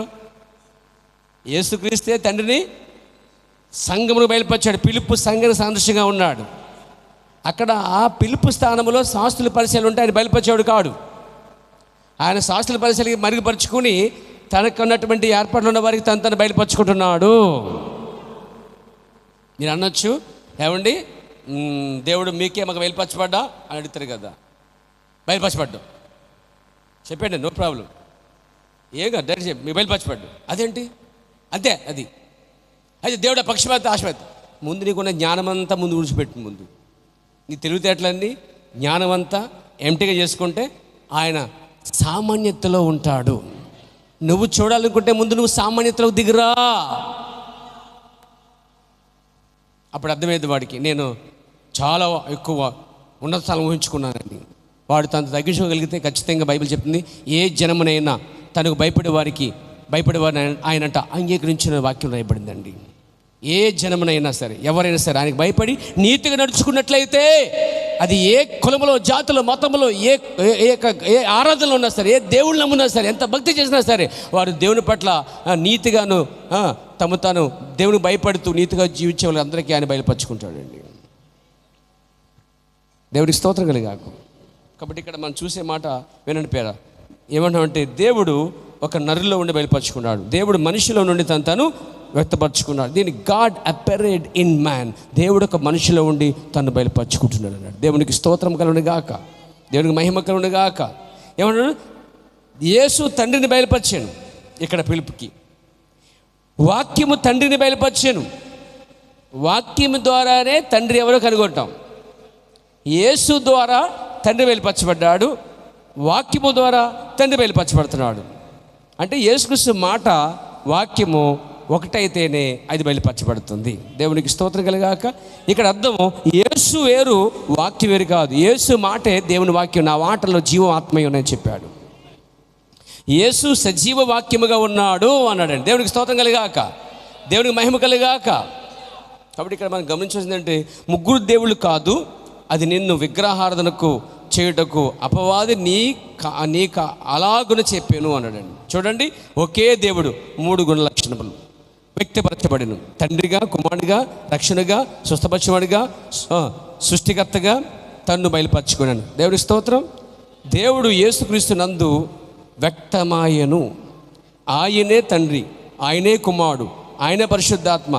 దైవత్వం శరీరంలో సంపూర్ణంగా నివసించింది. క్రీస్తులో ఆయన నివసించాడు. ఆయనే ప్రధానుడు.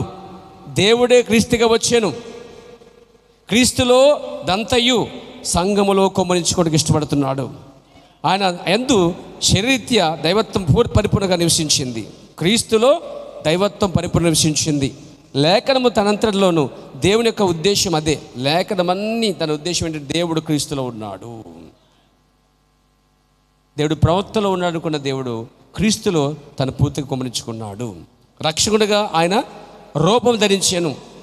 దేవుడు యేసుక్రీస్తుగా మారెను. దేవుడు యేసుక్రీస్తుగా మారెను. దేవుడు దేవునిగా ఉండకుండా నా వంటి వాడాయను. Praise the lord.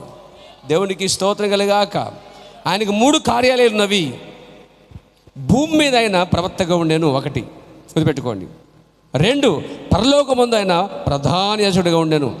3 ఈ భూమి మీదకి రాజుగా రానై ఉన్నాడు. ఆయనకు 3 కార్యాలయాలు ఉన్నాయి. ఒకటి భూమి మీద ఆయన ప్రవక్తగా ఉన్నాడు, అది ప్రవక్త కార్యాలయం. పరలోకమందు యాజకుడి కార్యాలయం, అది కూడా ప్రధాన యాజకుడు, హై ప్రీస్ట్. తర్వాత భూమి మీదకి రాజుగా రానే ఉన్నాడు.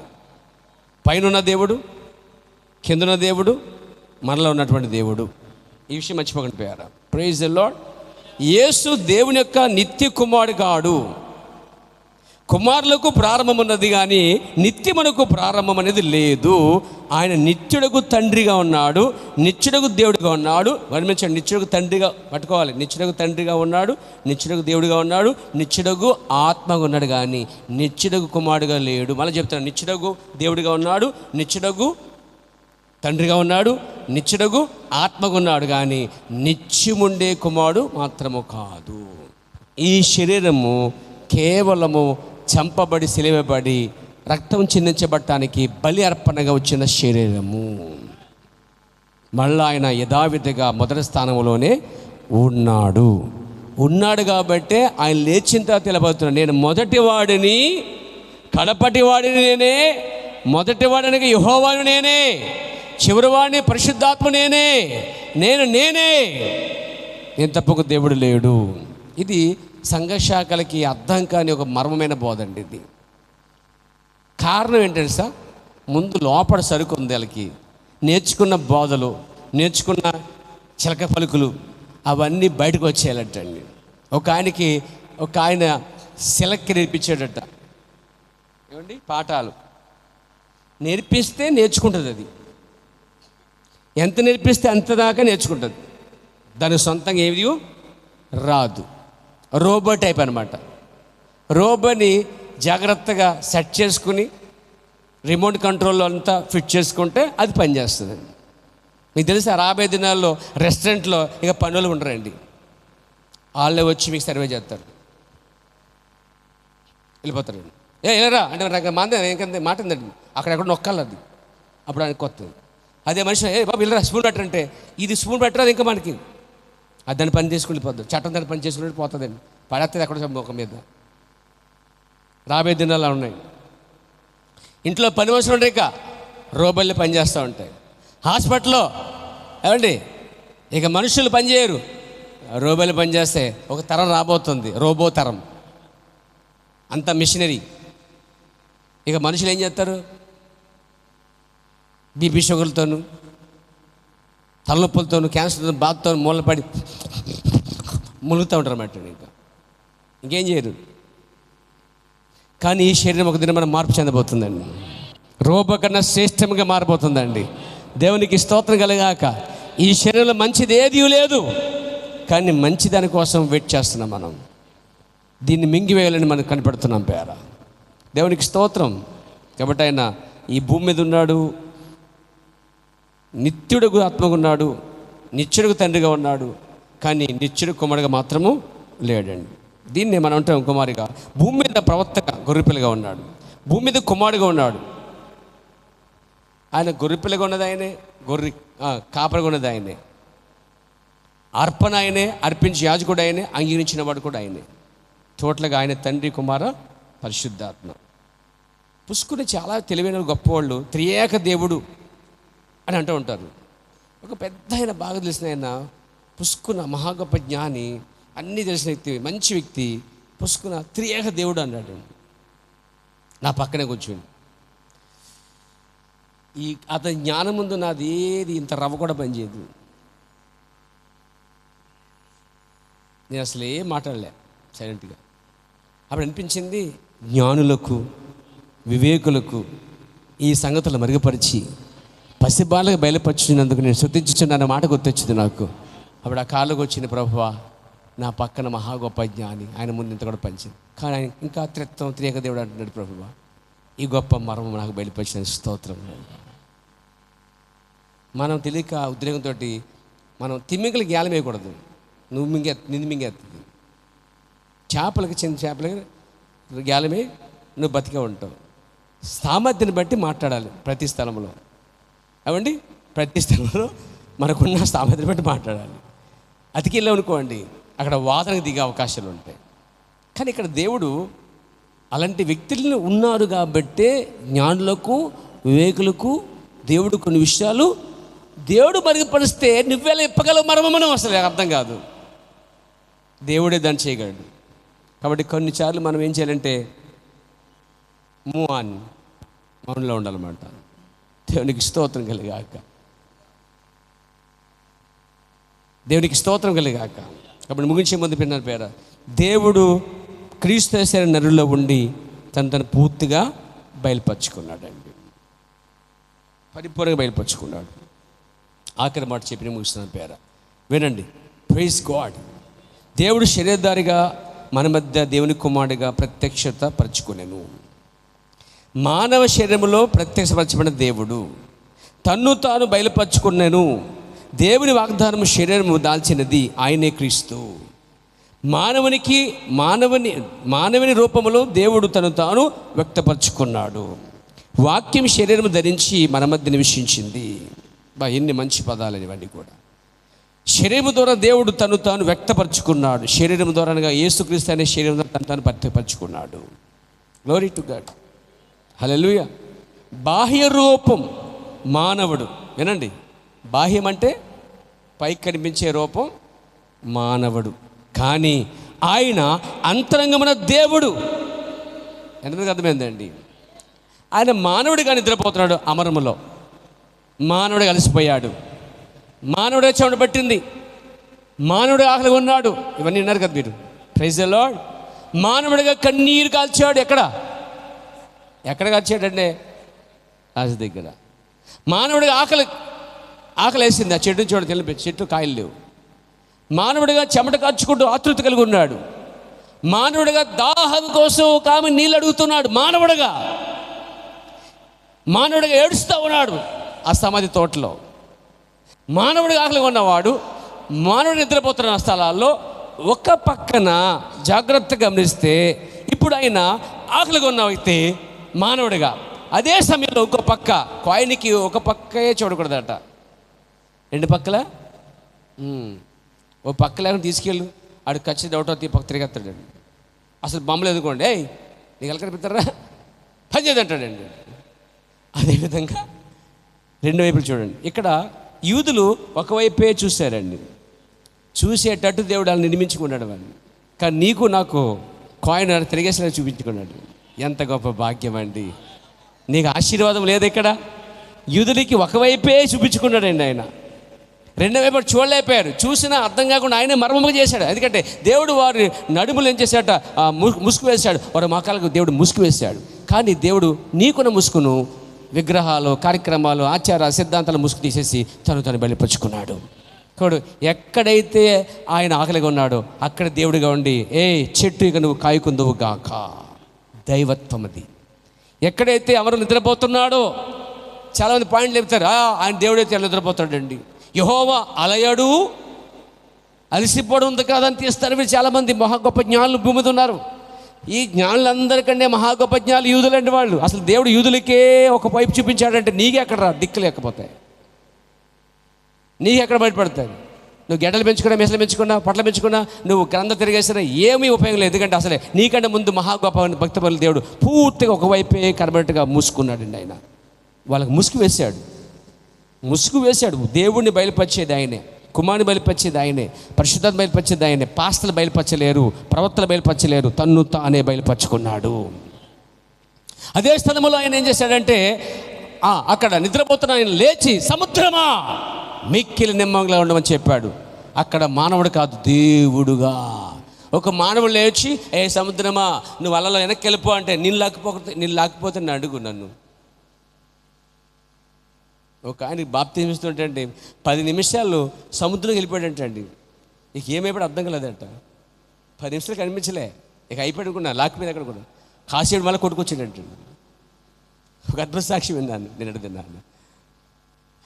దేవునికి స్తోత్రం కలుగాక. ఇదిసరికి అర్థమైంది, ఇటు పెట్టినా అనుకున్నాను మనసు. మళ్ళీ కాసేపు బయటకు వచ్చాడు, అది చెప్పడంలో మళ్ళీ బయటకు వచ్చాడు అని చెప్పుకున్నాడు.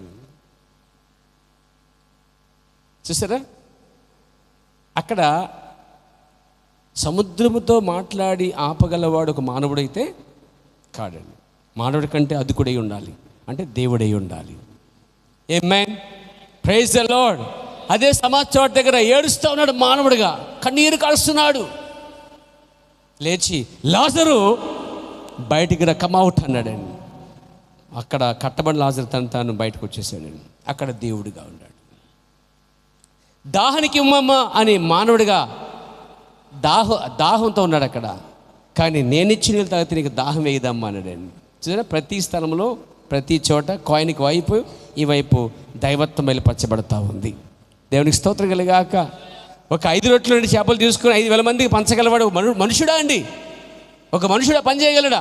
బాబాలు, దహరా బాబాలు, ఋషులు, మహారుషులు, పండితులు, పురోగతులు, వీళ్ళందరూ చేయలేని కార్యాన్ని ఆయన చేసేసాడండి. ఆయన దేవునికి స్తోత్రం కలిగాక, దేవునికి మహిమ కలిగాక. చెప్పచ్చా ఆమెన్? ఆమెన్. అంటే ఆయన వాక్యమైన దేవుడు భూమి మీద తన్ను తాను బయలుపరుచుకున్నాడు. బాహ్యమునకు మానవుడు, కానీ ఆయన అంతరంగమున దేవుడు. తండ్రి అయిన దేవుడు కుమారులో ఉన్నాడు, శరీరంలో ఉన్నాడు, క్రీస్తులో ఉన్నాడు. క్రీస్తులో ఉండి ఇమ్మానుయేలుగా తన్ను తాను వ్యక్తపరుచుకున్నాడు. ఇమ్మానుయేలుగా దేవుడు మనకి గాడ్ విత్ అస్, దేవుడు మనకు తోడుగా ఉన్నాడు. దేవుడికి స్తోత్రం కలిగాక. దేవుడు మనకి తోడుగా ఉన్నాడు.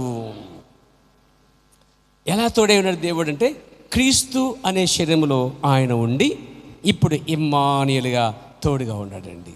దైవత్వం ఈ దినాల్లో ప్రవక్త ఉలియన్ చెప్పబడిన రీతిగా, ఈ దినాల్లో బయలుపరచిన రీతిగా ఇంతకుముందు దినాల్లో బయలుపరచబడలేదు.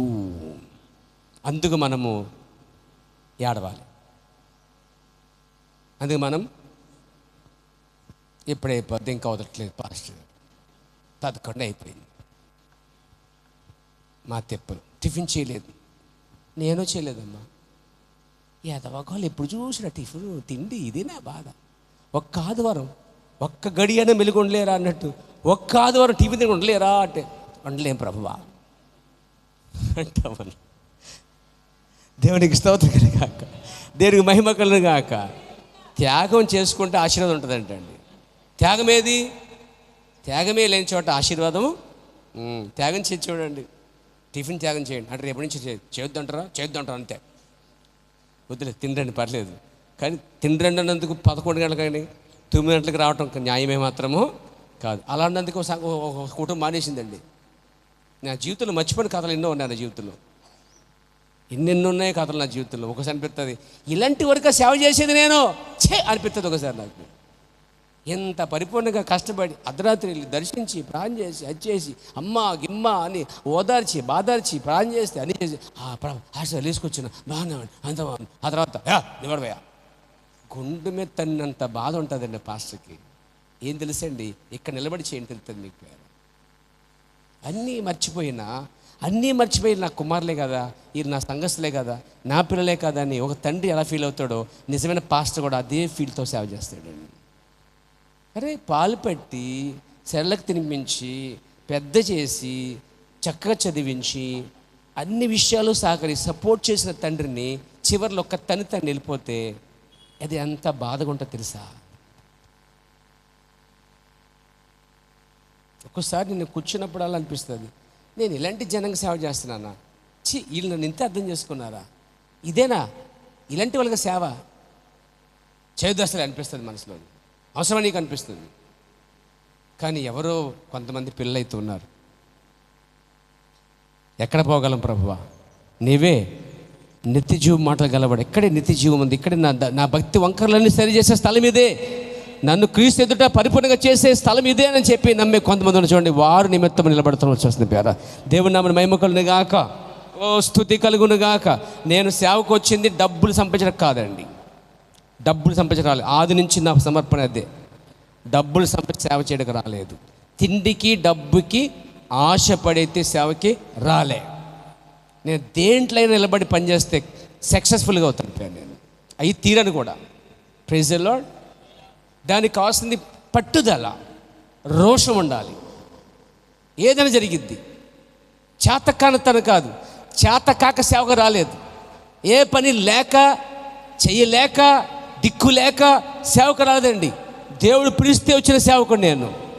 అందుకే ఈరోజు మరణాలు ఎదురైనా, సమస్యలు ఎదురైనా, నిందలు ఎదురైనా, కష్టాలు ఎదురైనా, ఫైనాన్షియల్గా ఇబ్బంది అయినా, ఫైనాన్షియల్ తీర్చడానికి వేరే పని చూసుకుంటూ కష్టపడుతూ నాన్న తిప్పలబడుతూ నిలబడిన వ్యక్తిని ఆర్మీగా ఒంటరిగా సేవలో ఉన్నాను ఆది నుంచి ఇప్పటి వరకు కూడా. ఈ ఒంటరితనంలో కూడా వచ్చి పొడిచిన సందర్భాలు ఉన్నాయి. నమ్మి చేసి మోసం చేసిన స్నేహితులు, సేవకులు పొడిచి అమ్మి ఊరు అమ్మేసరిపోయారు. అయినా సరే గుండె ధైర్యంతో నిలబడ్డాను. దానికి కారణం దేవుడు నాతో మాట్లాడిన మాట. దాని యొక్క స్వరూపమే ఈ సేవక రూపం మీరై ఉన్నారండి. తాను రుజువుపరుచుకున్నాడు కాబట్టి దేవునికి స్తోత్రం కలుగాక, దేవునికి మహిమ కలుగాక. బాహ్యమునకు మానవుడు ఉన్నాడండి, కానీ దేవుడిగా ఉన్నాడు. అంటాడైనా ఆయన ఇమ్మానుయేలు, లోకమును ఆయన తనతో సమాధానపరుచుకునేను. ఎక్కడ? సిలువ మ్రాను పైన. కాబట్టి ఆయన క్రైస్తవ విశ్వాసమునకు తీసుకొచ్చినప్పుడు ఆయన ఎవరంటే పరిపూర్ణమైన దేవుడై ఉన్నాడు. ప్రభు నన్ను మహిమ కలుగాక, స్తుతి కలుగాక. దీన్నే ఎన్మార్పి అనగా అదృశ్యుడు దృశ్యుడాయను. ఎన్మార్పి అనగా అదృశ్యుడు కనబడినవాడు, ఆ గొప్ప యెహోవా వెలుగు దృశ్య రూపంలో క్రీస్తులకు వచ్చాడు. అదే ఎల్ షద్దై, ఎల్ ఎలోహిం, ఎల్ షద్దై లోగస్గా మారిపోయాడండి. ఇలా మాటలని చాలా అమూల్యమైన మాటలు, రత్నాల మాటలు ఇవన్నీ కూడా. వీటిని జాగ్రత్తగా మీరు మీ వంటిని శరీరాన్ని దగ్గర పెట్టుకుని వీటిని జాగ్రత్తగా వెండితో పోసినట్టుగా పోత వేసుకున్నట్టుగా ఈ మాటలు మీ హృదయంలో దాచుకొలిపారా. దేవుని నామమున మహిమ కలుగాక, స్తుతి కలుగునుగాక. అండి అర్థం చేసుకునే ప్రయత్నం చేయండి. అపార్థాలు అనేవి మానవ లక్షణాలు, మానవ తత్వం, మానవ స్వభావం. పాజిటివ్ మైండ్కి రండి ఎప్పుడు కూడా. నెగిటివ్ మైండ్ అస్సలు లేకుండా చూడండి. అప్పుడే నువ్వు మానవుడికి బతకగలుగుతావు. మనిషిని అర్థం చేసుకోవాలంటే నువ్వు సరిగా మారాలి. Praise the lord. ఒక మనిషిని అర్థం చేసుకోవాలంటే ముందు నువ్వు ఉన్న పాజిటివ్ మైండ్కి రావాలి. ముందు నెగిటివ్ థాట్స్, నెగిటివ్ ఆలోచనల నుంచి పూర్తిగా బయటకు వచ్చేసేయాలి. వాటి నుంచి దూరంగా పరిగెట్టిపోవాలి. మనిషి పాజిటివ్గా ఆలోచించగలిగితే భూమి మీద యేసుక్రీస్తు వల్లే జీవించగలుగుతాడండి. యేసుక్రీస్తు మైండ్ నెగిటివ్ మైండ్ కాదు, పాజిటివ్ మైండ్. విలియం బ్రాన్హమ్ అక్కడికి వచ్చేసాడు. చివరికి తెలుసా, పరిపూర్ణుడిగా వచ్చేసాడు విలియం బ్రాన్హమ్. క్రీస్తు రూపంలోకి వచ్చేసాడు, క్రీస్తు రూపంకి వచ్చేసాడు ఆయన.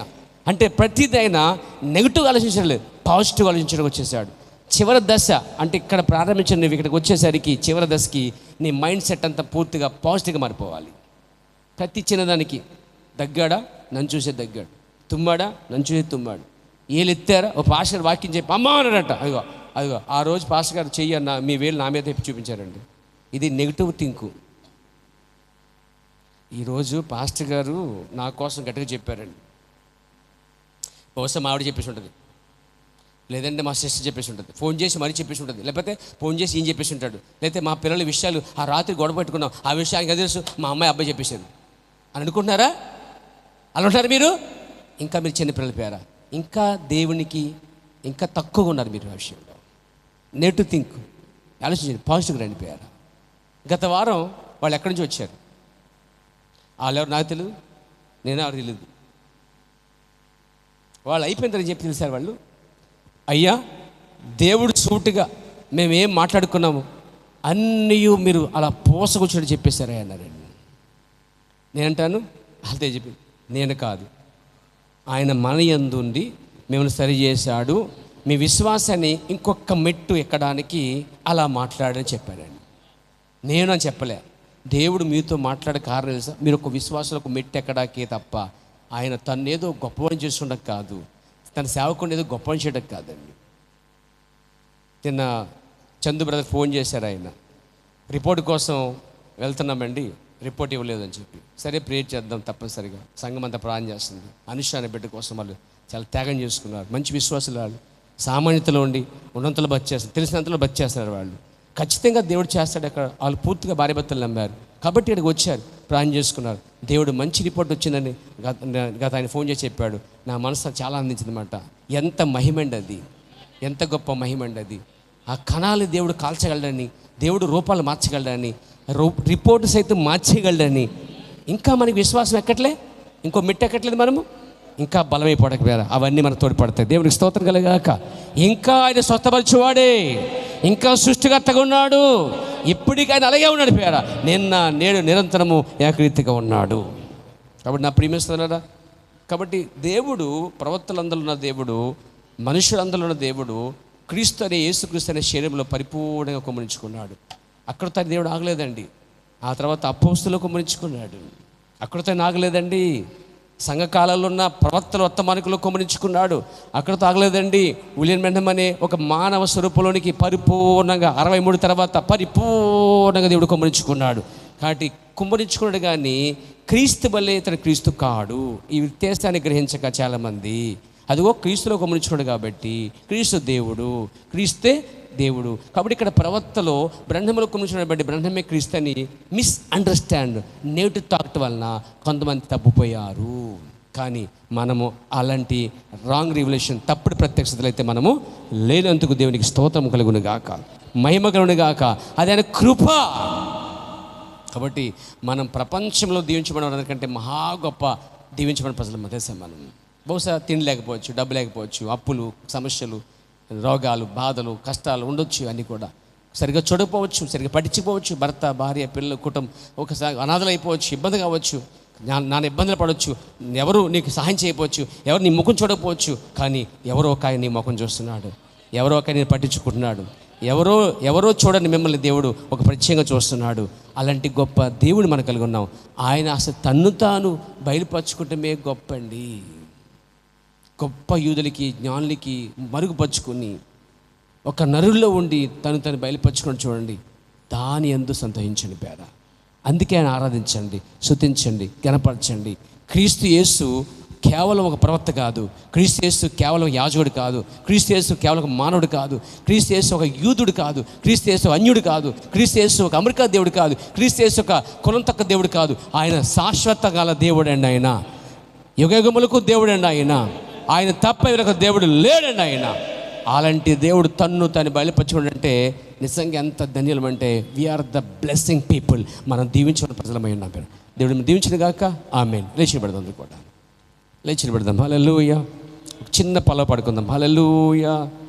లేస్తే లేడులే లేవాలండి, చక్కగా గంతులు వేయాలి. Praise the lord. గంతులు వేయాలి. Praise the lord. కళ్ళు మూసుకొని